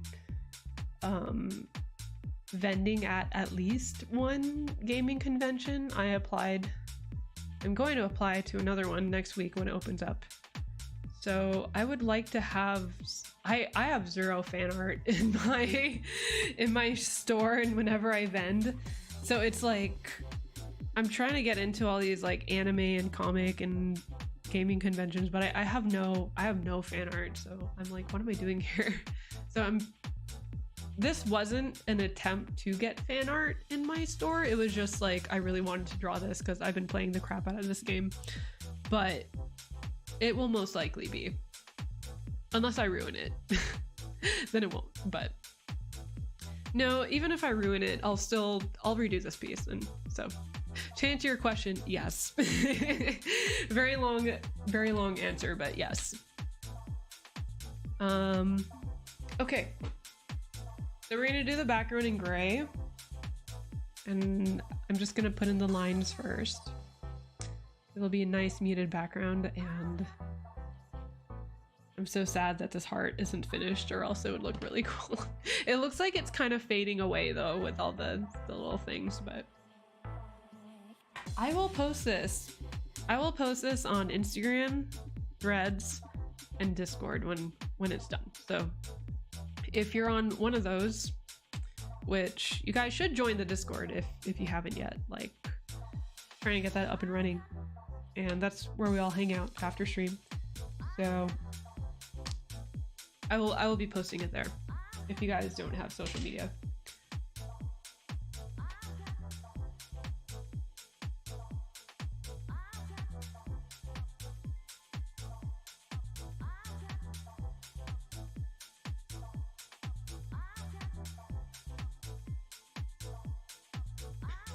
I should have more confidence in myself. I'm like, well, if it's good, of course it's gonna be good, silly. Believe in yourself.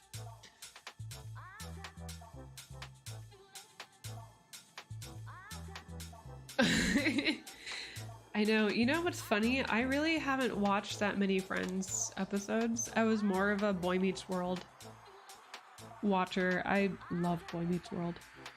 But the most Friends episodes I've ever seen was at a salon. Because that's what salons would play in the background. So that's where I would get my Friends digest. Is from salons. That's a good question. What was your most watched TV show in the 90s? Or like growing up, actually. We're all different ages here, so. But I think most of us probably watched a lot of TV in the 90s growing up. It was an interesting time for television. A lot of sitcoms came out during that time, so. Oh, Threads. I think it's fine. I think people are getting kind of antsy because it doesn't have many features yet. But for someone who was very annoyed by Twitter, it's nice to see that a lot of people are very nice there. So it doesn't really have a lot of discoverability or anything. Oh shoot, my hair, my bun did that.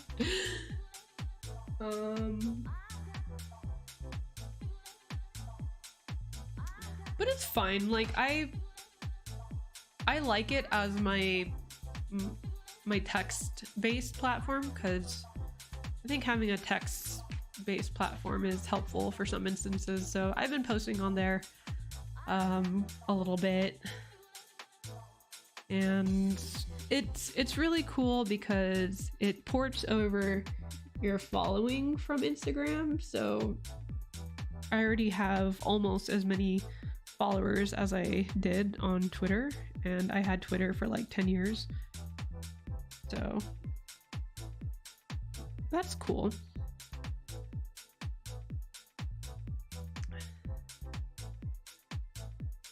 Your life as a teenage robot? Oh my god.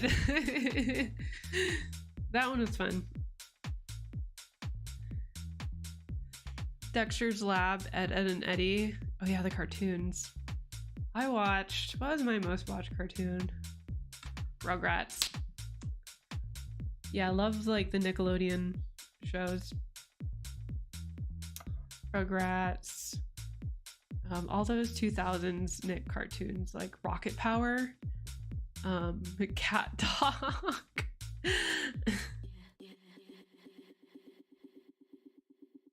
I watched like a little bit of WB, but oh yeah, Pokemon for sure. I was crazy about Pokemon.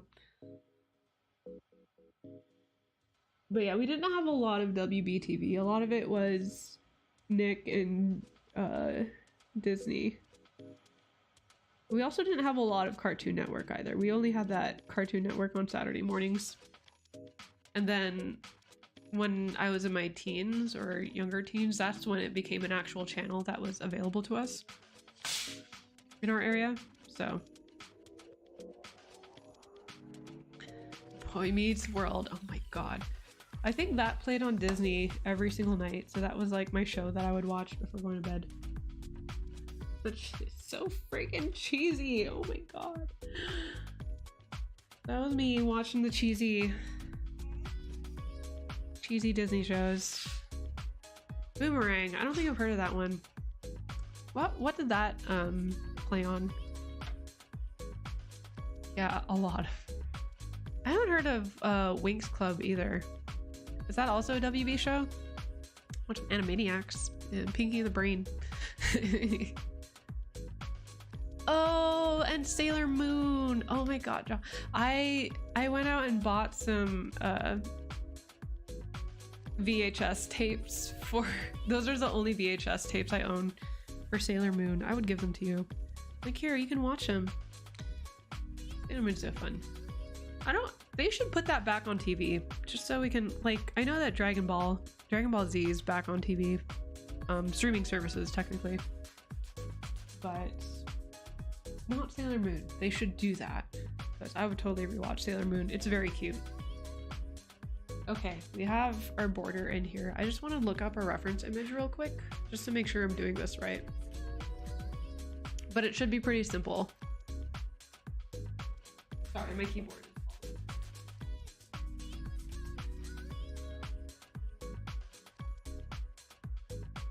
Pattern. Oh shit, they have it right there.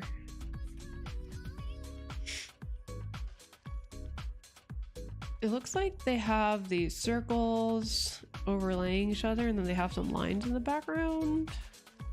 So we might... Okay, we'll do that. We'll try to do something similar to that. Put that on my pure ref sheet. Okay, sweet.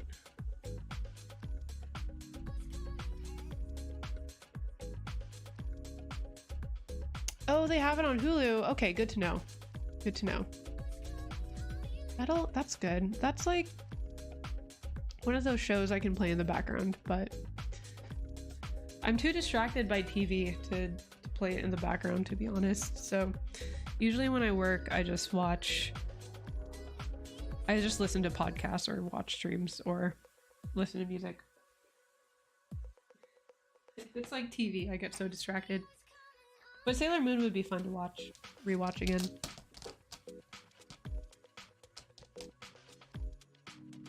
Oh. This thing is dope. That way I don't have to freehand any circles. But if we're doing this, we have to be consistent. I haven't planned this out at all. So we're gonna see what happens. I think we'll start off maybe like every other third. You know, I'll do the first one in pencil because we're unsure of things. Why do I say we? I'm unsure of things.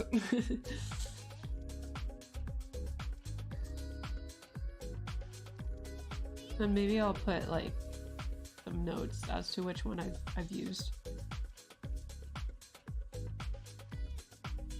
So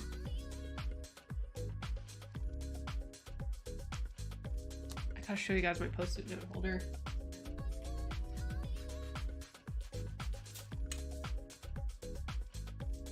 Just got like a little post-it note. Are you post-it note people? I love post-it notes. I got it from CVS or something like that. Okay, so we did a 5 and 3, 532. These measurements are so weird. Unless you've seen it a million times. Even if I have seen it a million times, I get so distracted. I'm like, I need to see what's going on.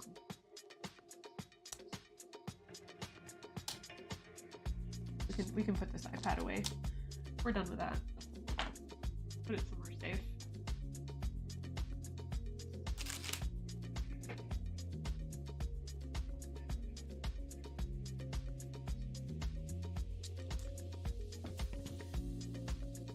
Okay, so I have to keep in mind that I do need to make these circles a little bit bigger. My pencil sketch, because markers are fatter than pencils.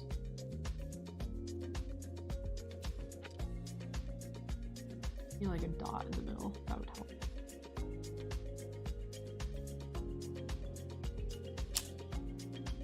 It's like a little eyeball.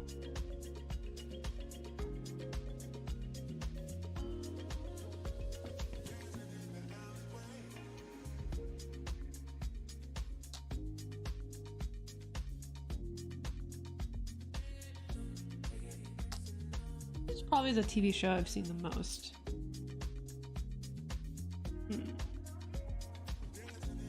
Probably like The Office or Parks and Rec. I've probably seen the most. It's just, you know, your standard comfort TV show.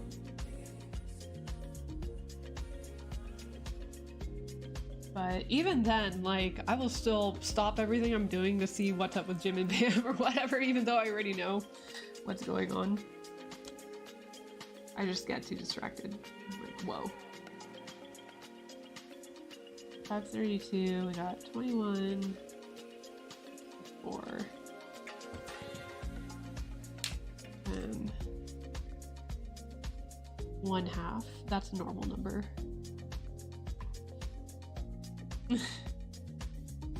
Like, whoa, hold up. Jim did what?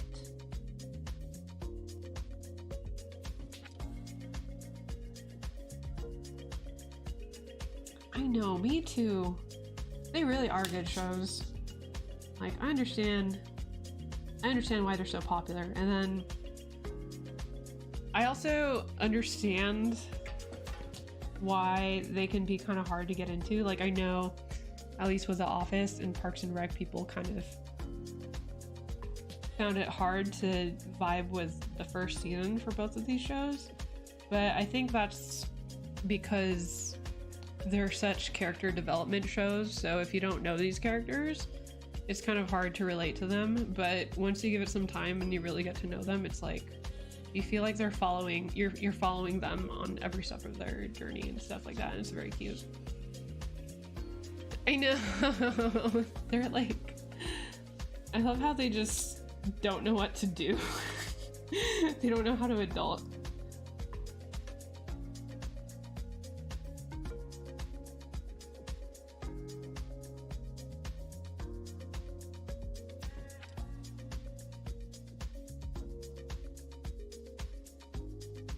There's that circle, 11/16.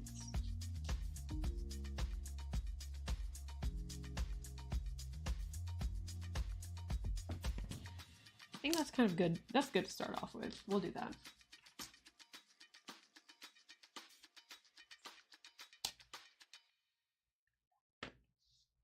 And then I'm gonna gently erase these pencil marks because you can kind of see them through the ink. Just being gentle.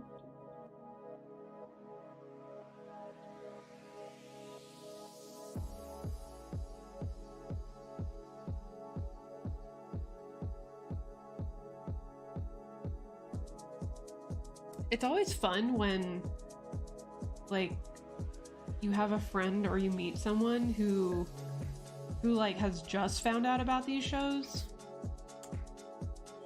Smudging. I hate when erasers do that. And then they just get really into it. And you're like, oh my god, right? One of us.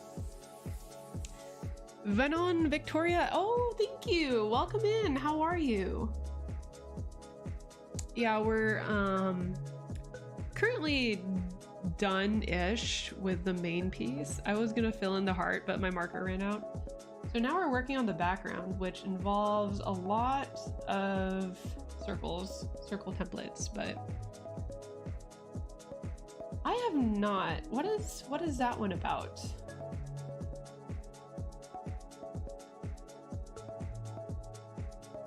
right, we can deal with that.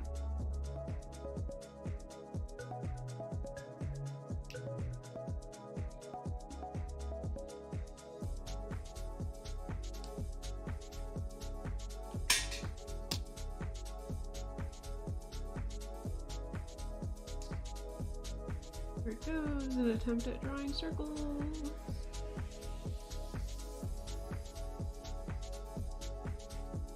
Oh wow, I already messed that up. I drew one circle. That's okay. We're all trying our best out here. Oh, interesting. I'm assuming it's pretty good if you've brought it up. This one next.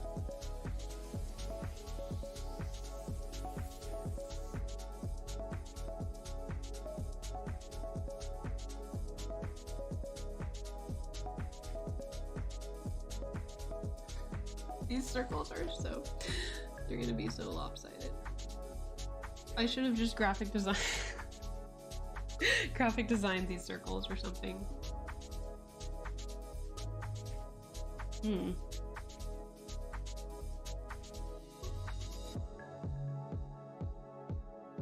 Maybe I'll like just make the circles buried in,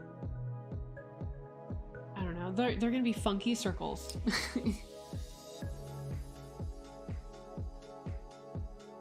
Look even, and then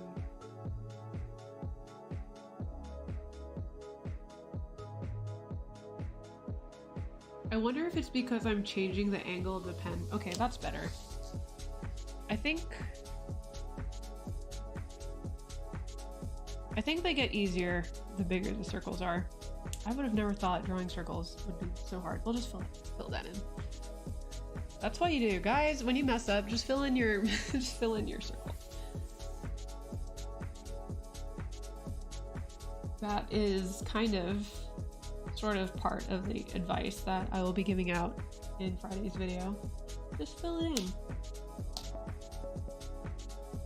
But yeah, I think it's because I've been tilting my pen. If I keep my pen straight, it should be okay.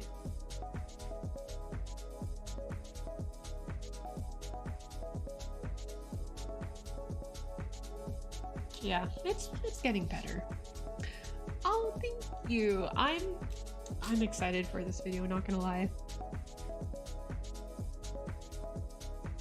I think because my I have 4 videos out so far. There's like the sticker tutorial, which has been doing really well, actually. It's almost at 5,000 views right now, which I never thought it would get to.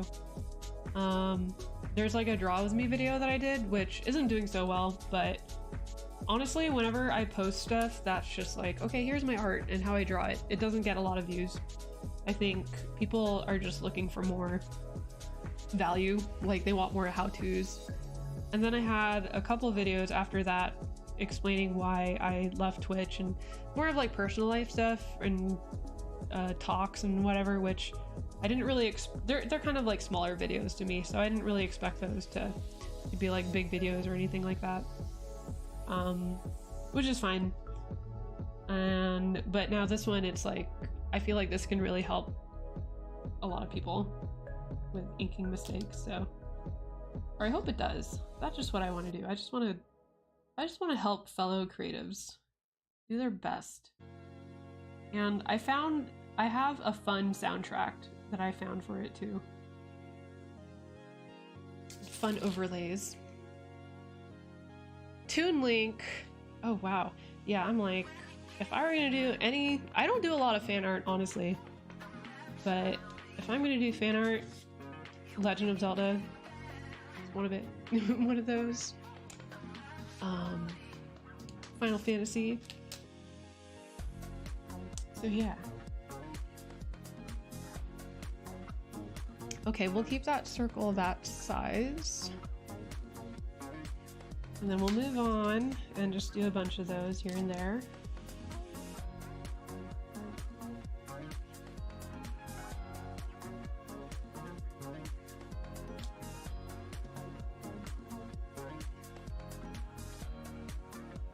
that's what I'm doing, see? You probably can't see that, but it's like, because I tilted my pen, not making it even. So that's good to know.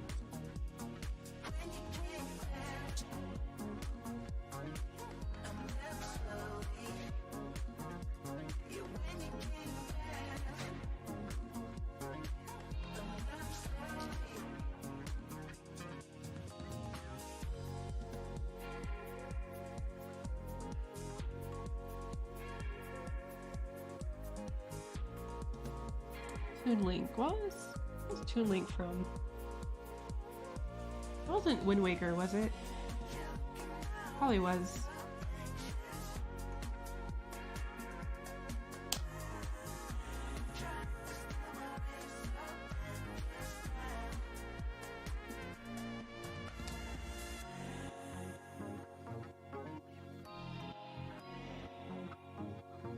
Oh, okay. Because I'm like, I know that Toon Link was in multiple games. I just didn't know if Wind Waker was the first one. First game was Toon Link. Wind Waker really that old of a game? I suppose it was.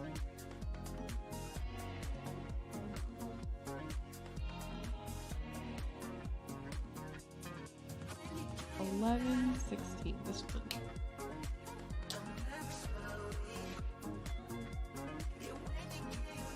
Wow, we're getting better at drawing circles already. Like that's the test drive.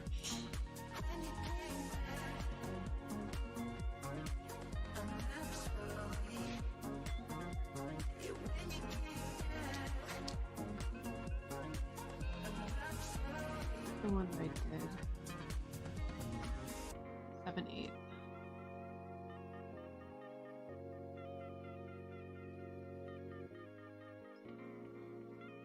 Guys, I'm so glad that I'm streaming right now, because there's no way that I would just sit here and draw circles for 2 hours. No way. Oh, it's 5:30 already. What in the world? I've been streaming for 2.5 hours? What? No way. Welp.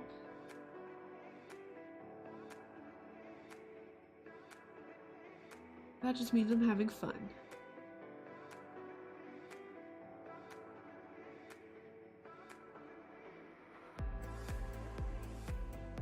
You mean 24-hour streams? No way.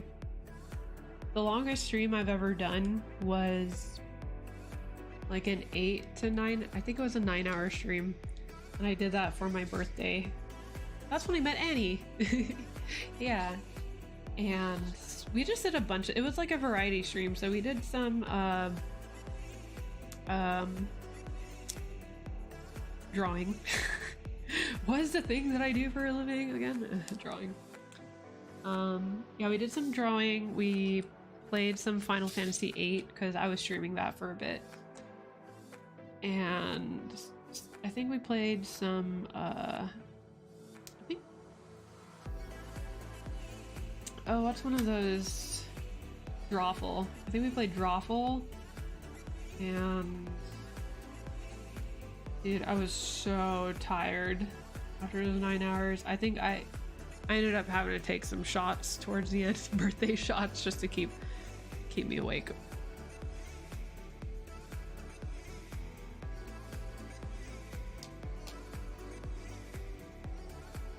That was a fun day, and I'm like, you know what? I think I had anticipated on doing a 12-hour stream, and then I was like, no, I'm done. You know, I actually don't think that... I haven't looked into this, but I don't think that YouTube can support 24-hour streams. I mean, I know that there's 24-hour streams out there. I think you have to have like a special account to do that. I think the maximum is actually at 12 hours.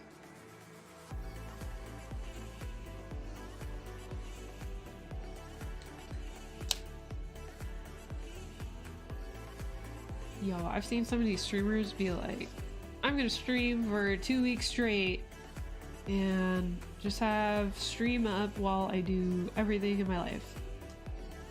Like, I don't know how you do that.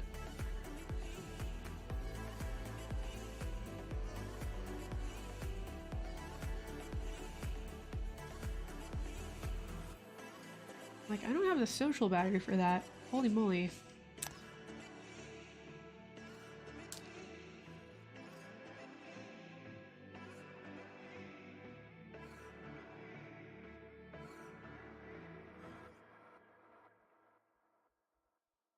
I know. I'm like, I just want to go to sleep and not have a stream up because that's super weird. But some people are okay with that, and to each their own. Oh no, for 2 hours. Oh, Jaw. I don't know. Have I ever seen you stream before? I don't know if I have. Because I know you did stream for a little bit. I feel like 4 hours is good for me. So I typically stream between 3 and 4 hours. I feel like that's... I used to stream for like 4.5 hours, but I've been trying to cut that down because I got other stuff I gotta do. So 3 to 4 hours is good. I feel like under 3 hours I can't, like, oh shoot, I need to draw that again. I can't get the amount of work that I want to get done on a piece done during that time. Because it's already been 2.5 hours and I just started these circles. Okay, they're looking so much better. Oh, Jaw. It's because we like you. Yeah. No, we just... It's honestly really nice just having someone really cool streaming while going about our day. Like, I'm not in front of my computer during the evenings usually, so I don't catch a lot of evening streams, but during the day, that's when I'm on the computer all day. And sometimes I'm doing the most mundane work and I'm like, ugh, I just can't. I just need something to keep me on here.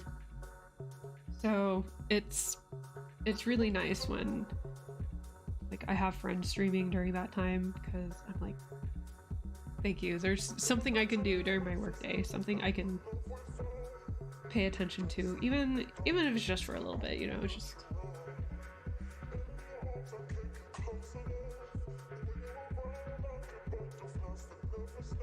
Yeah, hopefully I can do the same, and then it's like a mutual thing where, you know, hopefully I can provide some entertainment and friendship while you guys are going through your days, and you guys are keeping me occupied while I draw a million circles. I'm not gonna count all these circles. It's so much.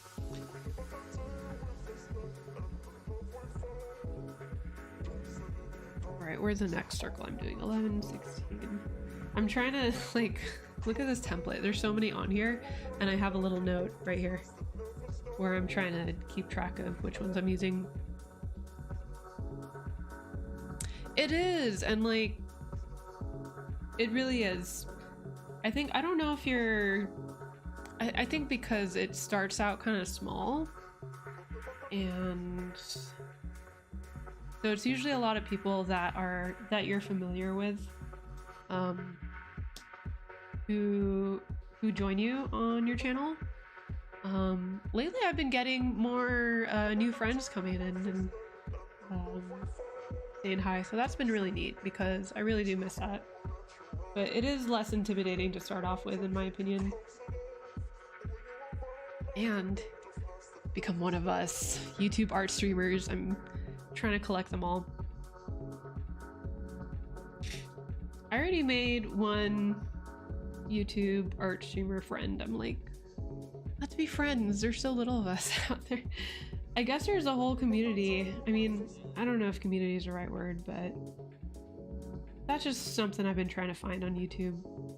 Like, where do I find all these people that do what I do? It's hard because YouTube's so big. But no, there's this I've been popping into this. There's like a YouTuber Reddit / Discord community that's actually been really cool. Like that Discord community, I've met some people from there and they've been really helpful. And sometimes you go to these communities and it's just a bunch of people promoting their stuff, but this community is actually like people helping each other out. So that's been really neat. That's been really refreshing to see. All right, circles round 2. We're gonna go a little bit bigger. Are we? Okay.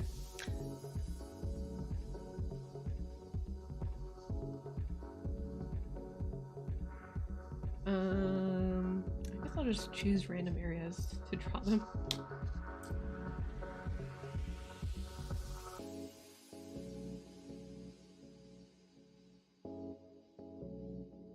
Yeah, Discord's a great place to meet other people in your community. I've also been going to Kelsey Rodriguez's Discord server, and she does a lot of YouTube art and art business videos, so she has her own server, and they recently just added like a whole YouTube art section there, so like YouTube artists can discuss things to help each other out, like making thumbnails and marketing techniques and just stuff like that. So that's really cool that I've been able to find these places because yeah, we're all here to support each other, and that was something that I really missed from Twitch. It was easier to find on Twitch, but I've just been so intimidated by the YouTube space because it's like entering a very, very big universe of a lot going on, and there really isn't, especially when streaming, there isn't like a creative section, or it's kind of hard. But I have been watching more art YouTube videos during my downtime just to kind of be more familiar with YouTube artists, and yeah, just entering that world more. It's been nice. Like it's been really cool seeing everyone's styles and stuff. Yeah, Kelsey Rodriguez, she's if you haven't seen her videos, she's really smart and provides a lot of tools and resources for artists, and especially artists who are starting up their own businesses and stuff like that. Yeah, for sure. And in the description, we also have our own Discord server, Discord community, Joyce Rainbow's Art Den. So if you guys haven't joined that yet, be sure to check it out. And it's just a place where everyone can share their artwork and ask art questions and just hang out, really. And it's a place for creatives supporting creatives, and you don't have to be a visual artist. You can. The thing I wanted to express in our Discord server is that I just want people to share whatever sparks their creativity. So if it's cooking or if it's science, even like I just want to hear about that stuff. I think it's cool. What is the next one up? I guess it is. Okay.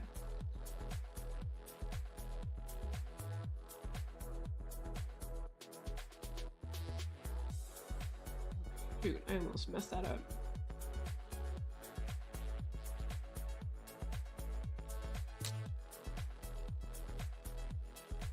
Cook here, exactly. Yep, you've been posting some of your culinary creations. I haven't been cooking too much lately, mainly due to my injury and just life, but I need to start posting there again. Like, I do love seeing the Culinary Arts channel. That is one of my favorites. God, every time y'all bring up food in the chat, my tummy, little noise, like, want some of that. So I'll still be on here for a little bit. Probably do another like 3.5 hour stream again, which is probably streaming for 1 more hour. We'll see, give or take. Unless you guys keep talking about food, then I'm gonna have to leave sooner. I'm just kidding. I'll survive.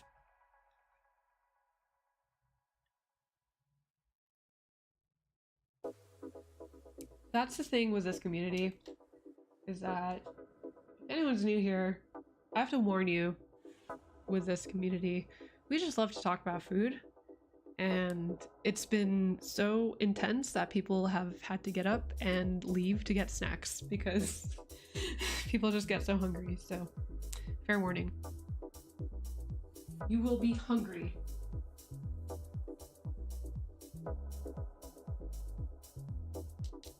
Okay, what's the next one up? We'll do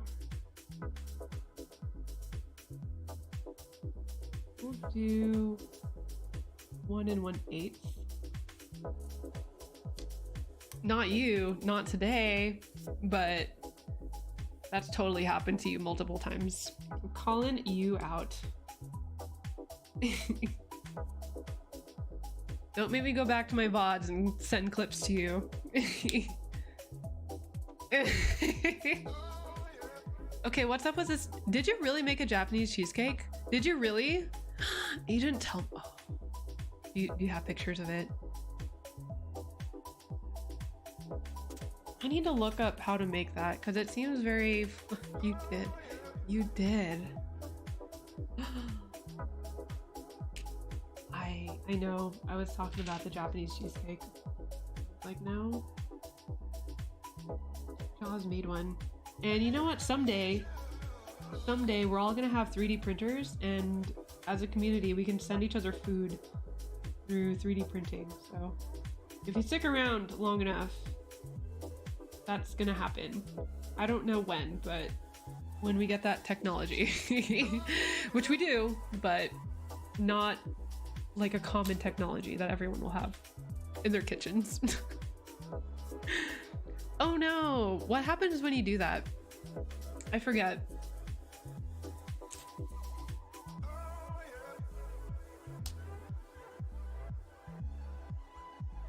Do 1 3/8 next.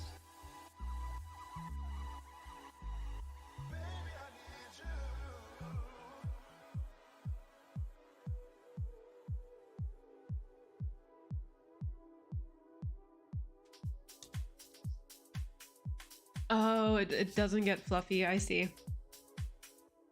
Yeah, baking is so precise. It's definitely an art form. Oh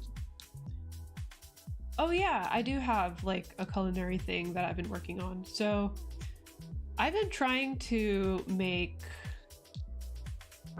brew kombucha for, this is my sixth attempt now. And I just can't get it to carbonate, but I've been trying something different every time. And it's been really good for my patience because I tend to be an impatient person, but just being patient and trying things week after week. So this week might be it because I was suggested to put pineapple juice in there, so I did. And so we'll see what happens. But for those of you who don't know, kombucha is fermented tea, and it involves, it's so simple to make, but I just can't get it to carbonate for some reason. But it involves, it's literally just tea, sugar, and a SCOBY, which is like, it's bacteria. It sounds so gross, and it looks gross, but it's like, that's what makes it ferment, you know? So I got it off of Reddit, actually. This lady was giving it away on Reddit. I'm like, okay, I've been wanting to make kombucha because I drink that all the time. So once I get a successful batch going, I'll share pictures.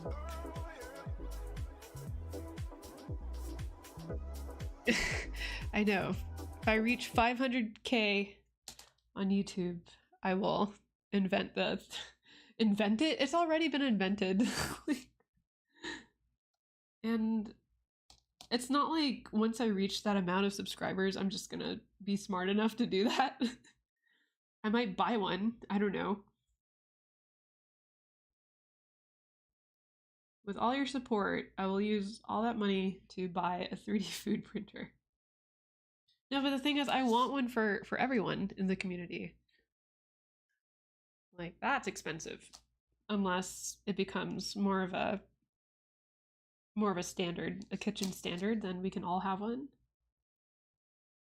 And we can all just do that after stream. It's like, okay, stream is over. Let's send each other food. Gonna like hang out. It'll be fun. 11:16, this one.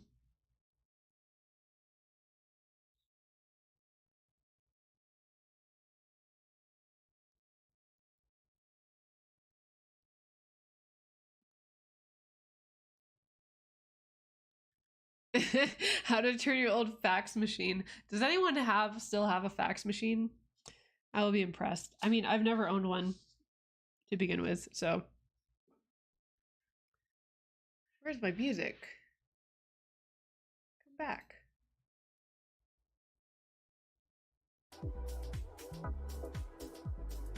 Oh, you know what? If I pause it, my earbuds, it pauses on stream. It pauses in real life.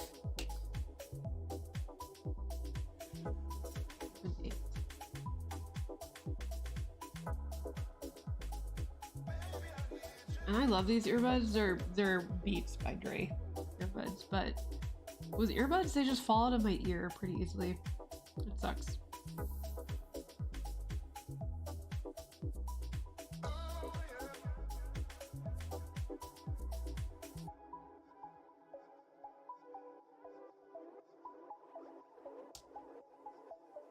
I'm in 16, 7, 8.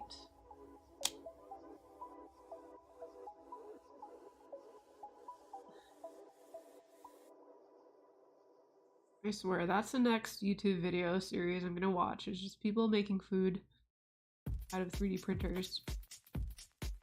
Bro, somebody is... I bet one of you guys is looking that up right now. I would if I wasn't streaming.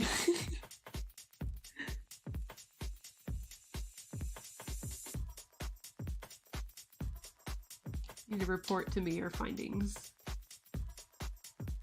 Oh shoot, I totally messed up. That circle should be going around there.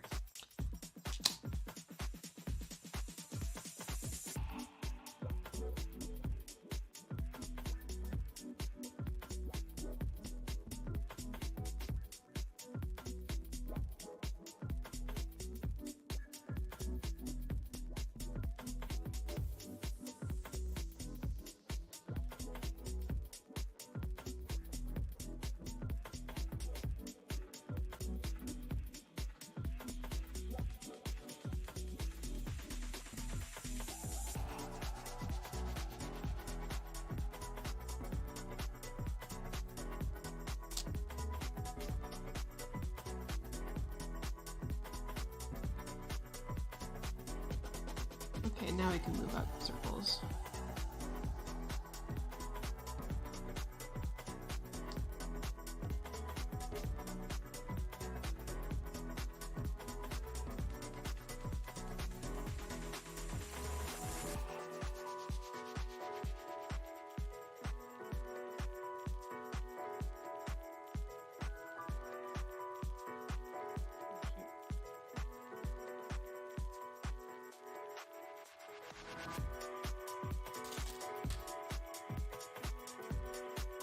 Oh, that's already starting to look pretty cool.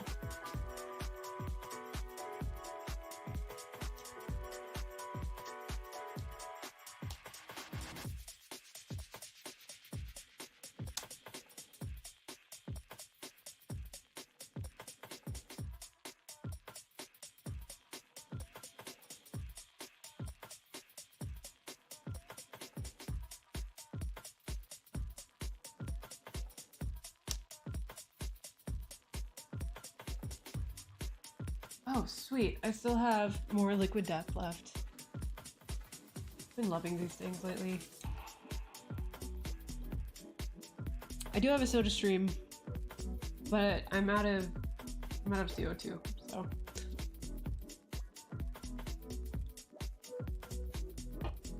Because before I got a soda stream, I used to drink LaCroix all the time, and I would drink plain LaCroix.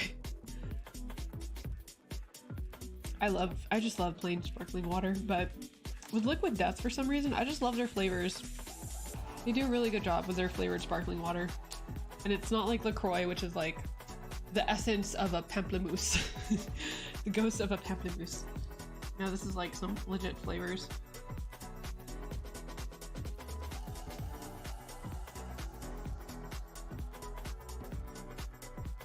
Has anyone gone to the Liquid Death website? You guys should check it out. It's definitely, it's a deep dive for sure. Like, you guys probably don't know what you're getting into. Let's just say I stayed on there a lot longer than I thought I would have. They do their branding very, very well. Let's just say that.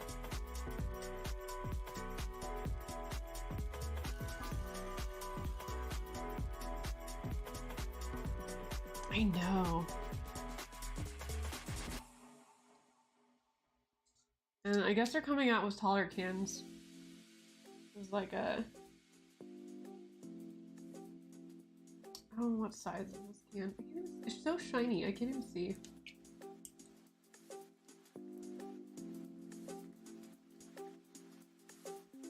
$19 ounce can? 3 more ounces than your typical.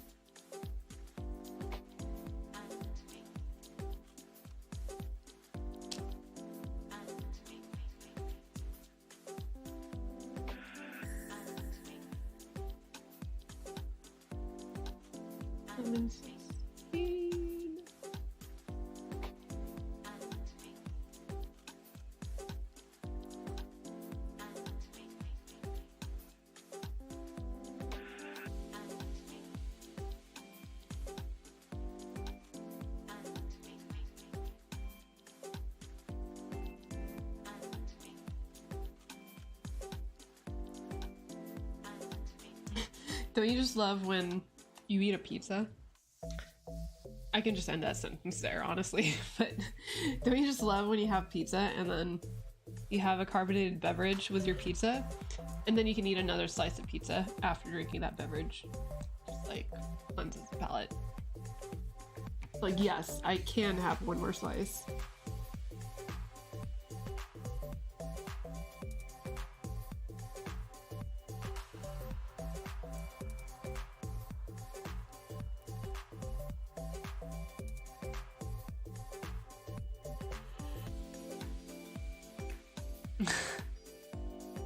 Don't get me started on arugula pizza. I know you love your arugula pizza. Actually, serious question. Have you had an arugula pizza?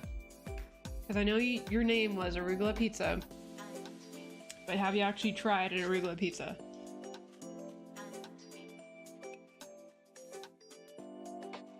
I feel like I should probably upload that clip on YouTube or something like that. Just do maybe like a compilation of Joyce Rainbow Twitch memories. That was like that was like a thing. So for those of you who are unaware, I ordered, this was my 2-year streamiversary on Twitch, and I ordered this fig and prosciutto pizza from this pizza restaurant that I've never had pizza from before. It just looked good, and I was like, you know what? I'm gonna order it, and then I'm gonna open it on stream, and we're gonna find out what this pizza looks like for the first time. So it arrived. I left to get the pizza while streaming, and then, well, I mean, from my door. It was delivered. I opened it up, and I was just like, look at this fig and prosciutto. Oh my god. It was just full of arugula. and it was just covered in arugula. And arugula is such a strong flavor. I don't understand. I just don't understand why people do that. Like, a little bit of arugula is fine, you know? Like, a little bit of arugula in your burger is fine. It's you know, it's a touch of flavor, but this was like covered in arugula. And it's not the first time I've seen that on a pizza. Because a couple years later, we went to Colorado, in this wood-fired pizza place, and Miko's mom orders this pizza and it comes out and it's just full of arugula, and we just look at each other and laugh. Why do people do this? It's too much. Like, even salad mixes are usually 1/4 arugula. I couldn't even see any other toppings on that pizza. It's just arugula. So was your apple and is it apple arugula or apple and arugula? But was it covered in arugula, or was it placed in a good quantity? Because I can understand like a good amount of arugula, but not like too much arugula. It's too much. Can't do that.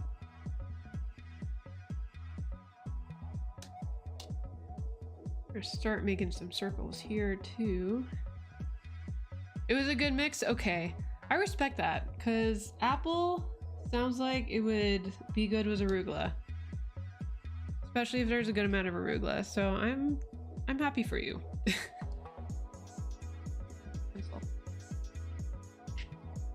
I'm legitimately happy for you that you had a good arugula pizza experience. Nadia the elf. Oh, thank you so much. Welcome in. Yeah, let me move this out of the way. So this is what we're working on right now. We're just putting in the background by drawing a million circles, which is the design theme for Tears of the Kingdom, which is what this drawing is based out of. If you've played it, there's the scene where Link gets his heart container and then stuff comes, the evil comes flying out of him. And I thought that was so cool, so I wanted to draw that. But yeah, welcome in. Hope your day or night is going well. We're talking about food. We're talking about arugula pizza at the moment. If you're new to this channel, we talk about food a lot, so I apologize if anyone gets hungry all of a sudden, because that tends to happen. Sometimes people have to leave and get snacks. Sometimes people leave and actually bake stuff. I'm looking at you, you know who you are. Which I think is pretty amazing, honestly. But yeah, we would also, if you guys draw or cook or do any creative endeavors, we invite you to join our community Discord server, where we encourage you sharing your creative outlets. We just want to see that. We want to support that. And yeah, we just love doing that. Rude. Hey, I didn't say any names, but if the shoe fits. If the shoe fits.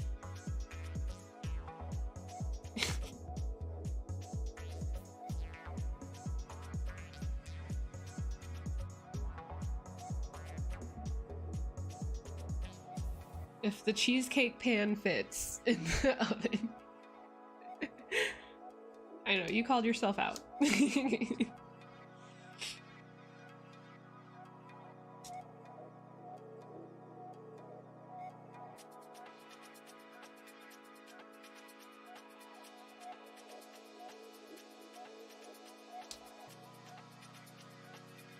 Start off with this one. Yeah.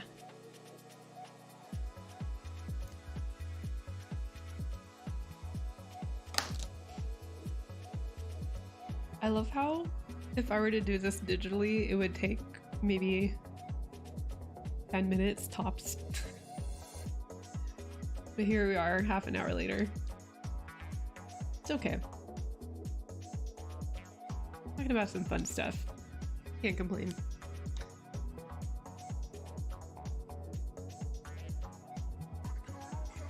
IRL. Oh yeah. Okay. Yeah.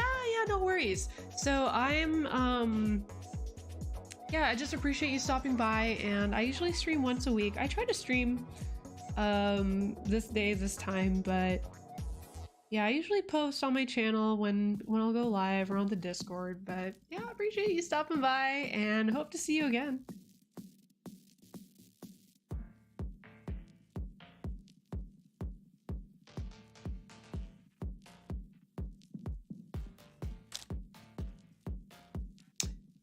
I think...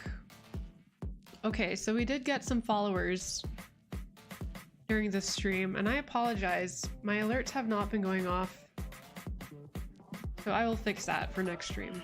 But for everyone who has subscribed, thank you so much. I do have a little feed. Oddly enough, it doesn't show every YouTube channel that does that, but I do see that the numbers do go up, and I really appreciate that.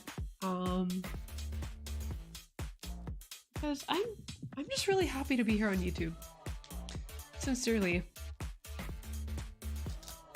I love helping other creatives out, and I was a little nervous making the switch over here as a streamer, because I didn't think it would gain much traction, but I've been having fun with it so far.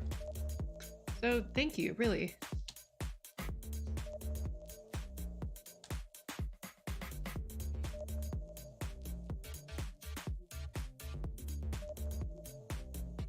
Yeah, I've been seeing some people from Twitch come over, and meeting some other people on YouTube, so it's been like a really good mix.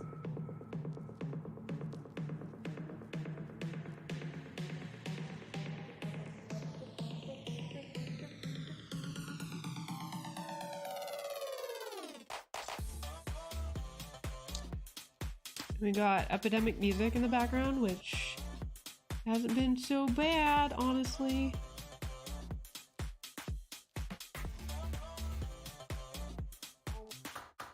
There's actually a lot of music that I don't know how big this library is, but there's a lot of music on this website to choose from.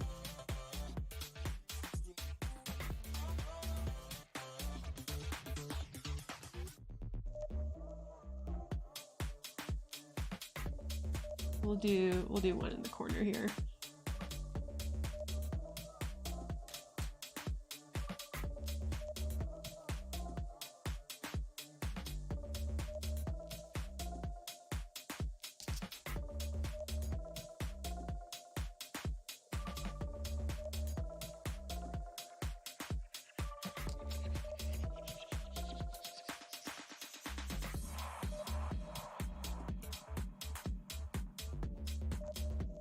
Oh yeah, and I save all my VODs, by the way, so if you go on my channel, then you go on, it's under a different tab, it's under the live tab.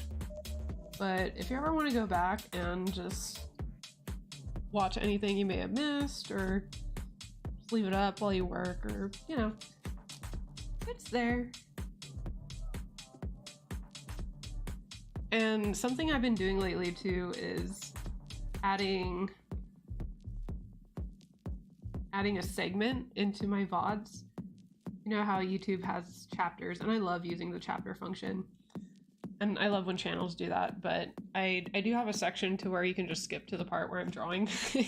So it skips through like the starting soon screen and like whatever, like blah blah blah, as I say at the beginning of stream, where you can just skip to the art, and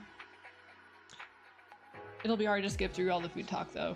But but yeah, I just want to make it more convenient for people, so they can watch whatever they want to watch. And yeah, I just love that YouTube does chapters. It makes it so easy when I'm watching a video to find out the information I need. So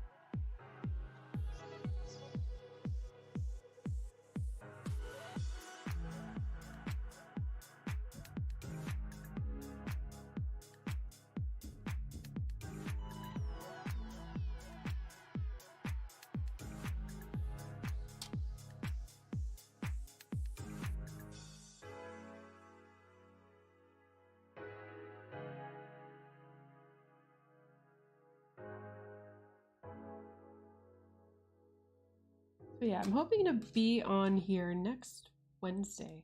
It's still a little bit early to tell, but I do schedule all my streams at least 24 hours in advance, where I post that on Discord and on YouTube as well.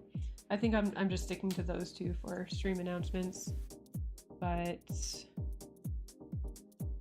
yeah, I've been doing Fridays a little bit too. That tends to happen if my week is really busy, but it's like Wednesday and if not a Friday. That's usually how it goes. And I'm in Pacific Standard Time. I'm based out of Las Vegas, so they usually go from like 3 to 6 or something like that. I know it's 6 o'clock right now, but I just have more circles to draw, so I'd be here for another half hour or so.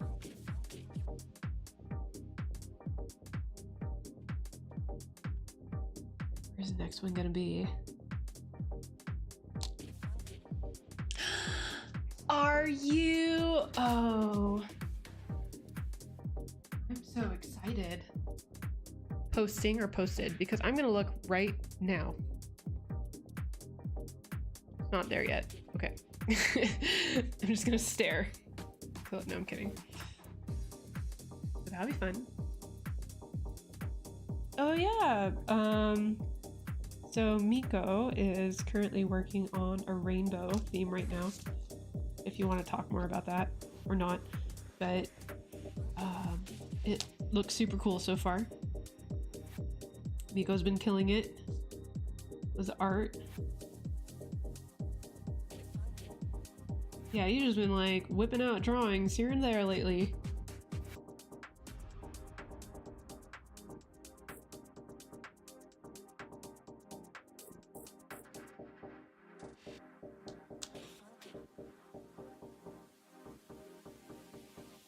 I'm blue, ba-ba-dee, da.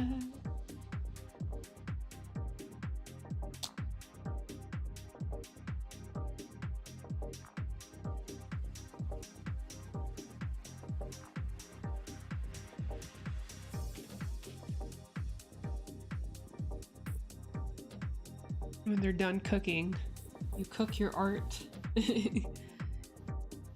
Okay, yeah, one color. Oh, there goes my dog barking at the cactus.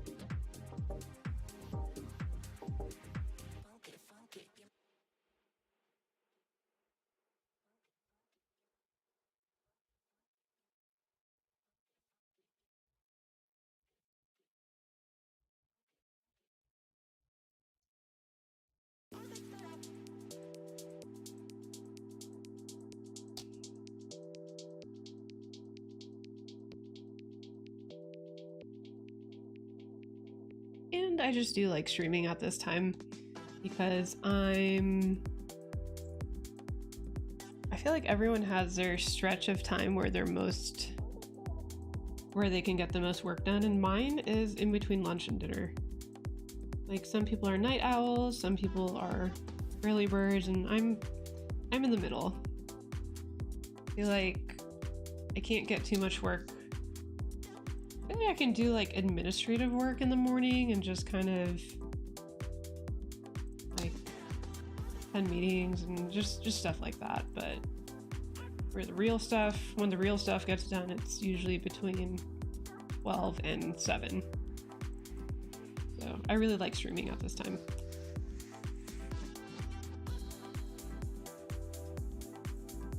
Dude, I used to do like a really early stream when I first started Twitch. I did 9:30 to 12:30, but then I didn't like that time because, I mean, I didn't mind starting that early, but I kept, like, whenever I would go over, I would miss lunch, and I get so hangry whenever I miss a meal. Oh, we got some artwork in the Discord. Oh my goodness, it's so cool. You're so good at painting, Jaw. Oh my god. Reference from one of Graphic Studio reference packs. I'm gonna have to check that out. I'm gonna give you a little sparkly heart. That's your emoji. And I love that Discord now has this gallery feature, because I feel like it can display people's work easier instead of like the chat room format. I want people to see everyone's work. Oh, so good. I'll show you guys what I did last night. I tried painting from life, and it's very hard. And I'm not too happy with it, but I mean, I'm not very experienced with it either, so. All right, that, oh my god, my ring light. Okay, so that's the painting that I did with acrylics. And this was a 3-hour session, and I find the model. Yeah, that's the model. So, got to paint her for 3 hours, and it was really fun. But man, I was using acrylic paint, and it's so painting is hard. I'm so used to doing things in black and white and then one color, but oh my god, the Gurney Journey, that's his website. I've just been like really trying to study color theory and really trying to like work on those relationships. Oh, thank you. Oh. You're doing an owl. Oh shoot, that'd be sick. Owls are so fun to paint. Well, I've never painted an owl, but I drew an owl. It's too far. I would show you, but it's too far. Yeah, dude, I love life drawing / painting. That was probably the second time I've painted from life. No, sorry, that's a lie. A model, like a person. I've done like still life paintings before. But yeah, the first time, well, let me say that last night was definitely better than my first time. My first time did not turn out very well. I think because how I initially learned how to paint, and this is how I currently know how to paint the best, is when I put down my values first and then I glaze over with color and then I do that. But that method is it takes so long that I just want to learn alla prima, which is just putting down those colors as you see them. And both techniques are valid, don't get me wrong, but I think the alla prima method will teach me more about color relationships. So something that I like to do with my art journey and just like with life in general is just to find out what makes me scared and look at it straight in the eyes, be like, I'm gonna learn color theory, I'm gonna draw hands, I'm gonna go diving with sharks. But no, I just feel like it's time. I've avoided color for so long to where it's like, okay, like it's time you learn, like really learn how to use color. Which circle did I use last time? This one?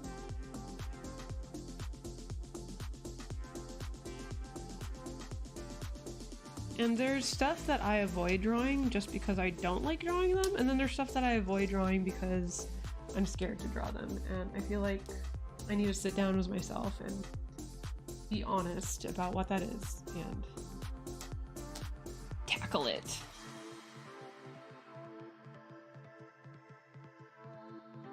one's next, I suppose.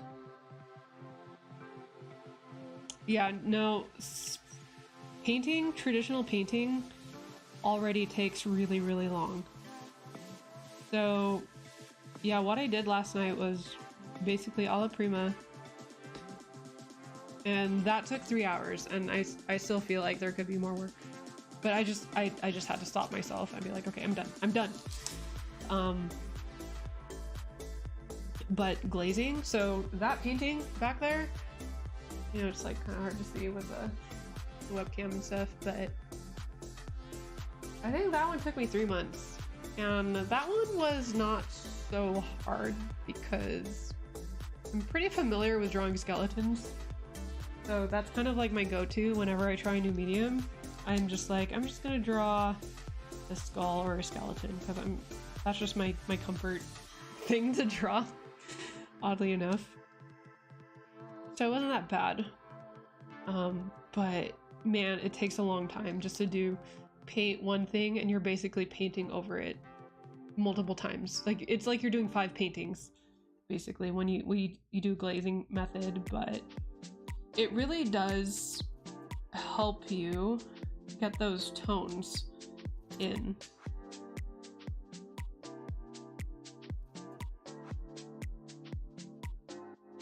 And that's what I love about that.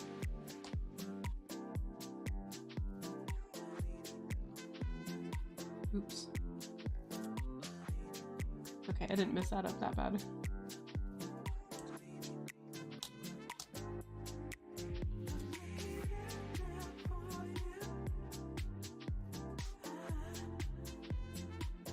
But yeah, I'm also impatient. That's kind of why I've switched over to ink drawings too. Like after I picked up painting, I'm like, I'm just gonna draw ink because these drawings generally take a week to do. It's like, good, I'm done. And sometimes if a painting takes too long, I'm just like, do I really want to keep working on this? Like I could stop. I really have to. I just start losing interest. But I persist. Streaming helps for sure.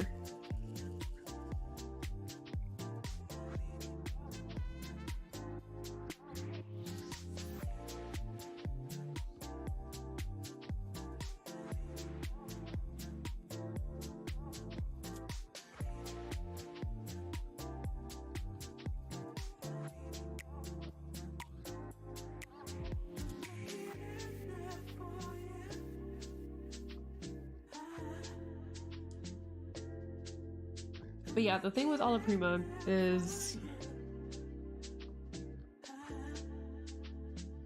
Oh, I had it. But basically learning about those color relationships. And mixing paint too. Mixing paint is a whole art form on its own. Because whenever I do that, I don't have the luxury of color picking whenever I've painted digitally. Because I do digital work every now and then too. But like with mixing paints, you're on your own. Like you've got to figure that out yourself. And the subtleties. I just need to make a test sheet. Like that's what every artist, every painter has been suggesting, is just make like a color sheet, a little grid to go off of so you can study your colors more. And I just need to familiarize myself with it more. And it's some really boring technical stuff, and I kind of drag my feet when it comes to that kind of work. But it's good. But it's good for you, so I try to keep that in mind. Oh, limited palette, girl.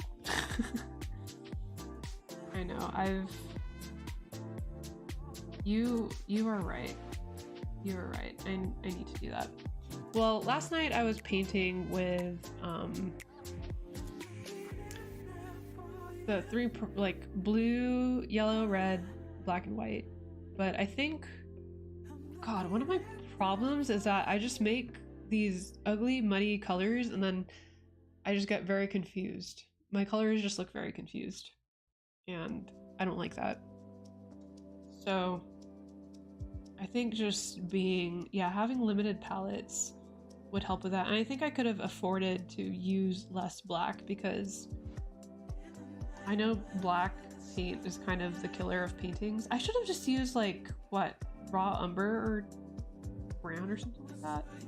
I think that's kind of what painters use for black when they don't use black. Yeah, black can kind of murder paintings, so I'll keep that in mind.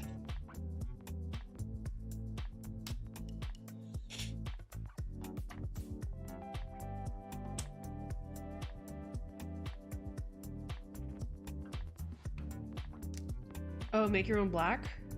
I think you can make your own like gray. I'll have to explore that more, because oh man, and then there's like different I literally have this next to me.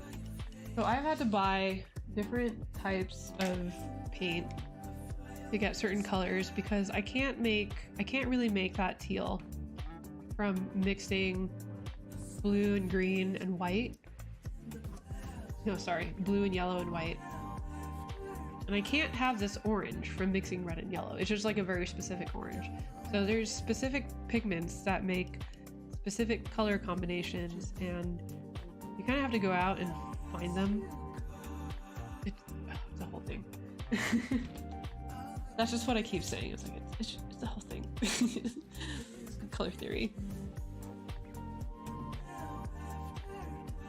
And then I'm still tripped up on this, but for the longest time, or no, this was recently, I lied.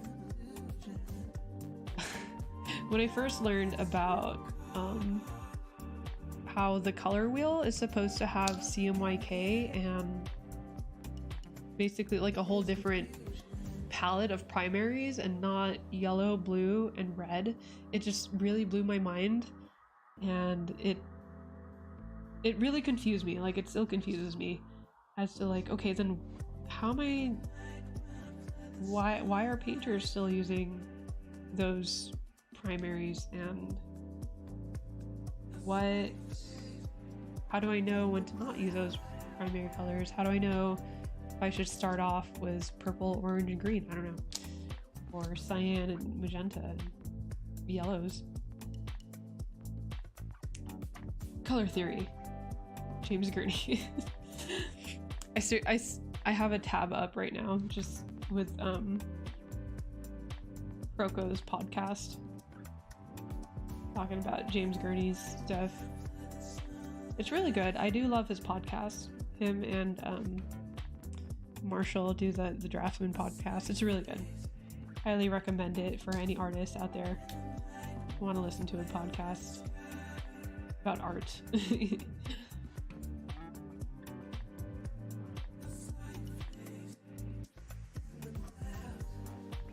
Warm and cool versions of primary colors. Yeah, that's not a bad idea. I think that's what oil painters do. Pigment the whole world. But you know what? I'd rather be overwhelmed than underwhelmed. Like, I feel like there's so much to learn. And I feel like such a beginner entering this art journey, even though I've been basically taking drawing seriously since high school, which was, oh man, that number keeps getting bigger. Yeah, whenever that was. I still feel like a little art baby when it comes to certain things, and it's intimidating, but I am thankful for that. Being a beginner at something is beautiful, guys. Like, don't take that for granted.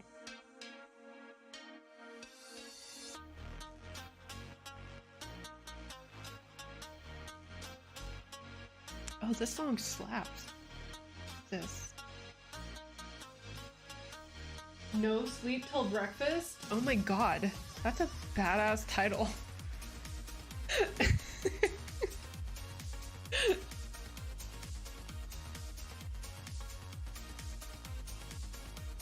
This sounds like a no sleep till breakfast song. I know. I'm like, you would love that. It's by Mantel. Shouts to Mantel for this no sleep till breakfast song.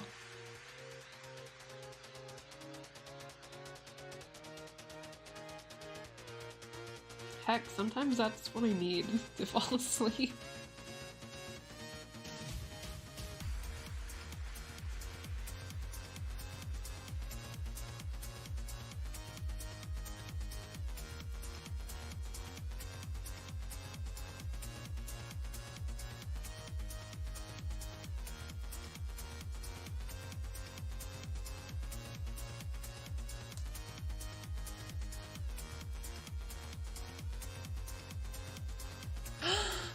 Oh, Kamaboko! Oh my gosh! And you have a little dog in your avatar. Oh, hello! It's so good to see you. I know, it's been years.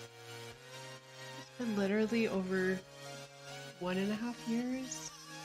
That's how long I've had my hiatus and back. How are you? It's so good to see you. I'm glad I stayed on for a little bit longer. Those circles.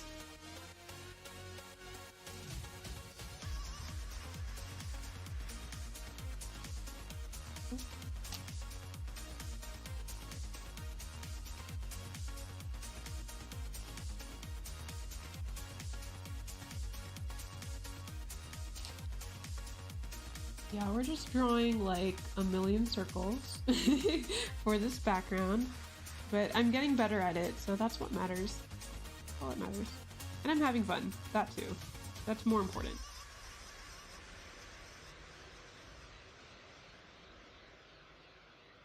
Enjoying a week off of work? Nice. Oh, that must feel amazing. I remember those days. What you been up to? What you been up to during your week off? Just chilling, or you got some adventures planned? Yeah, so I know it doesn't even feel like that long, but my last day of Twitch streaming was November or December 2021. And then I didn't stream all of 2022 because that was a busy year.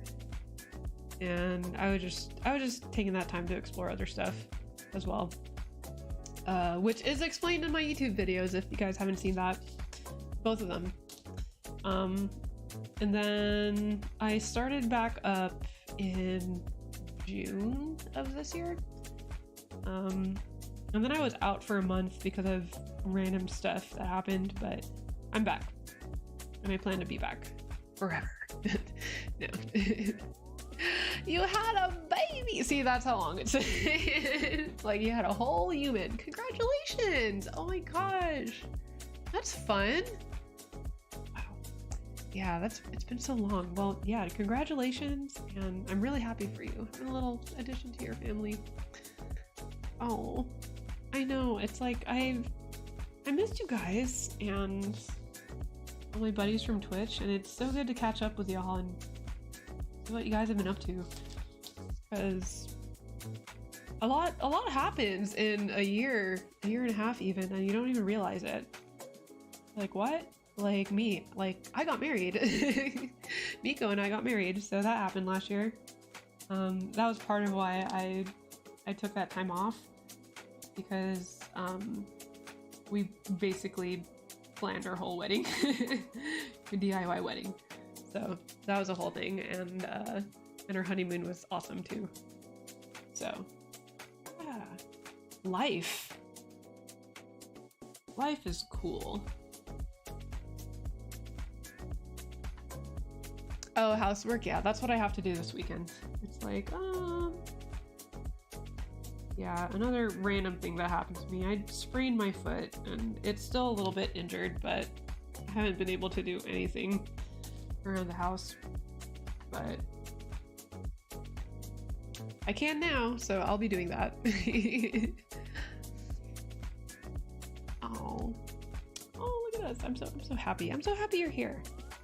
Yeah, I'm like, now I'm motivated to draw even more circles. Look at that. Yeah, I've been trying to find the exact numbers so I can stay consistent.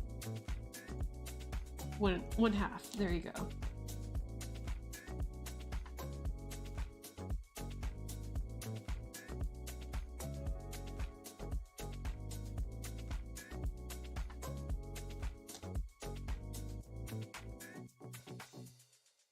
Man, what else have I been up to?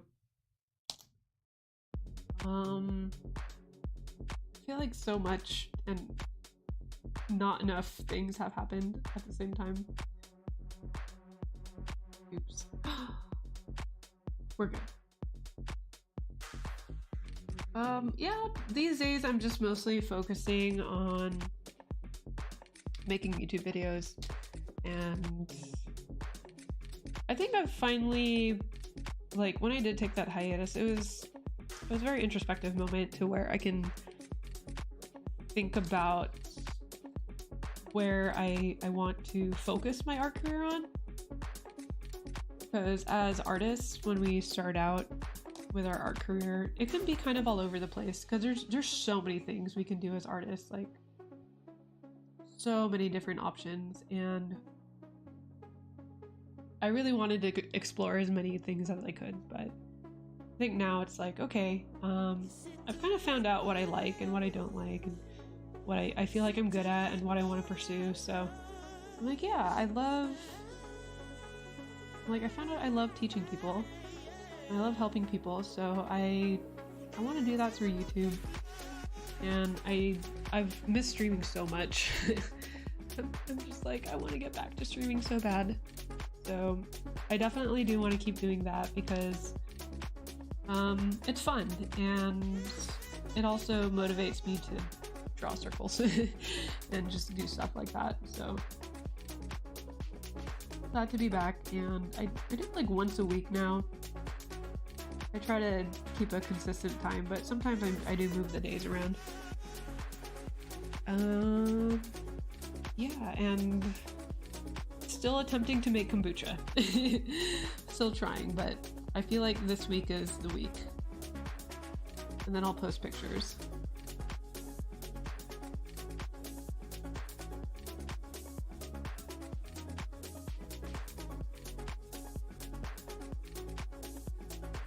But yeah, I've been enjoying the video editing process more lately. Like, it's a pain, and I think it'll always be a pain, but it's becoming less and less of a pain. And this week I've just been spending a bunch of time editing, and I'm actually very excited. I can really just focus in on editing and be like, whoa, get some stuff knocked out. I think I enjoy it more than filming, actually. Okay. We are filling it in. We're getting there.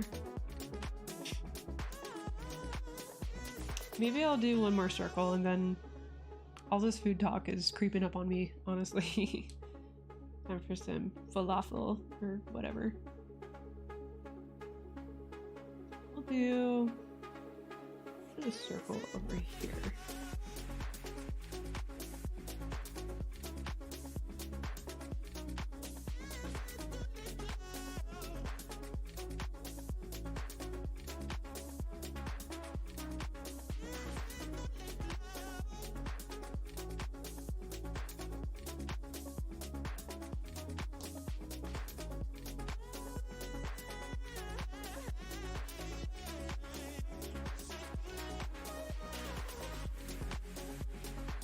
Oh, really?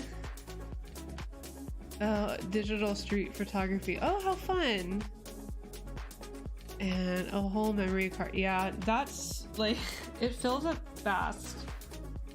And that's the thing about digital photography and videography, is that you definitely want to overshoot instead of undershoot, because undershooting really sucks when you need, like, I still have to go back and shoot some things tomorrow, but it's not too much. It's just a couple things I missed here and there.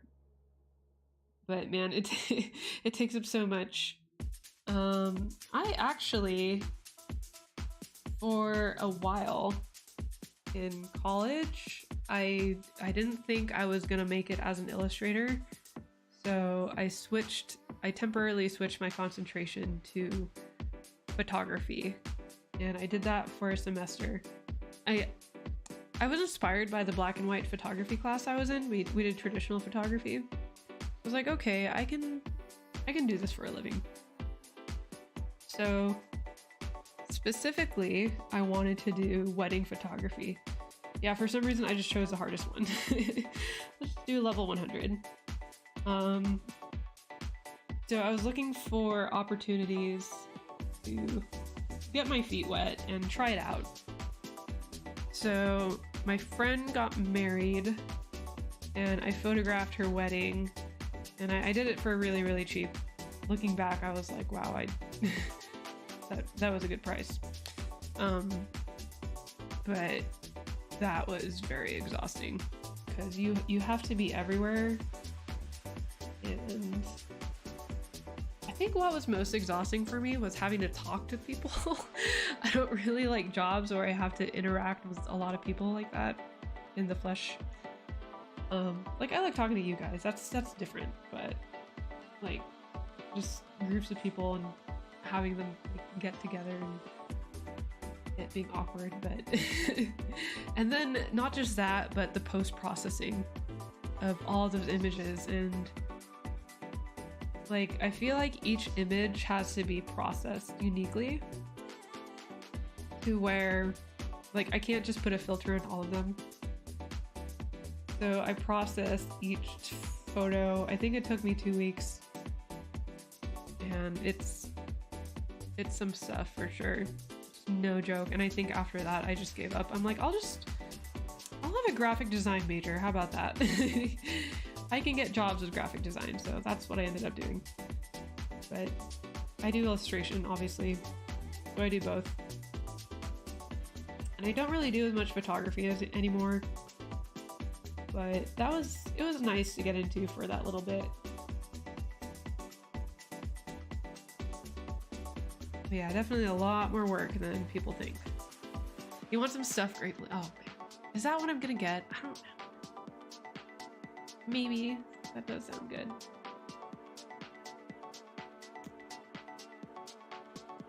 Yeah, I'm like, it is hard as a career, but it is a fun hobby because that does take some of the pressure off. I mean, that does apply to any creative hobby really, where it's like, do I really want this as my career? I mean, that was part of like what I was questioning in my life. It's like, having art as a job is hard. Do I really want this as my career? But I've found ways to make it work. There's a balance, you know, and it honestly depends on the person.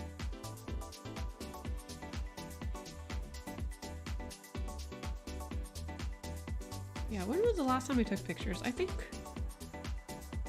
these days, well, I don't know, I don't even take pictures anymore, but yeah, the last time I did photography as a hobby was just for like traveling and like doing travel documenting and stuff like that. I had a blog for a very short amount of time where I just took pictures and wrote about travels and stuff, and I wrote about Puerto Rico, and I wrote about when I went backpacking in Death Valley and just little stuff like that. But now when I travel, I'm like, I don't want to worry about that stuff anymore.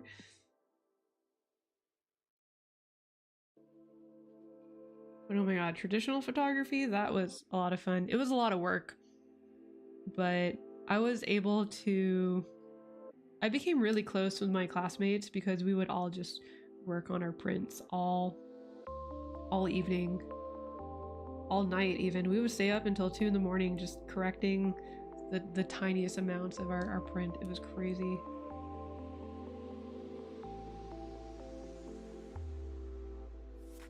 Oh wow, I said that last one was gonna be my last circle, but here we are. I'm like, I need to do one more. Just one more.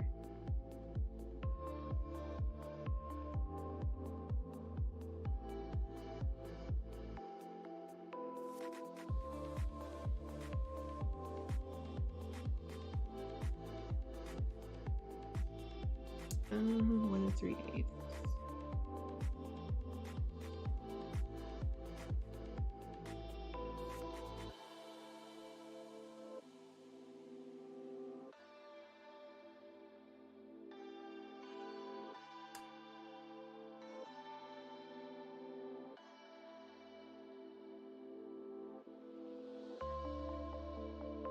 Oh my gosh.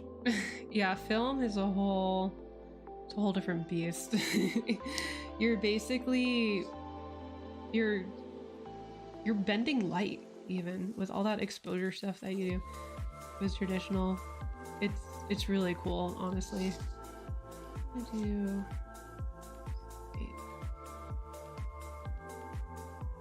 yeah, because we even had to do, before we even developed our pictures, we would have to do test strips and then mess around with exposure and all that, and it's crazy. But it's one of those things where the process is an art form itself, so I can definitely see why people enjoy it.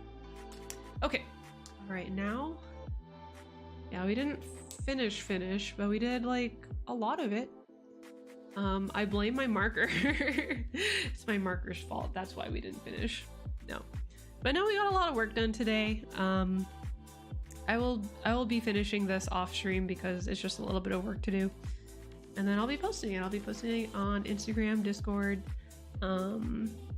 Threads. I think that's just where I post art these days.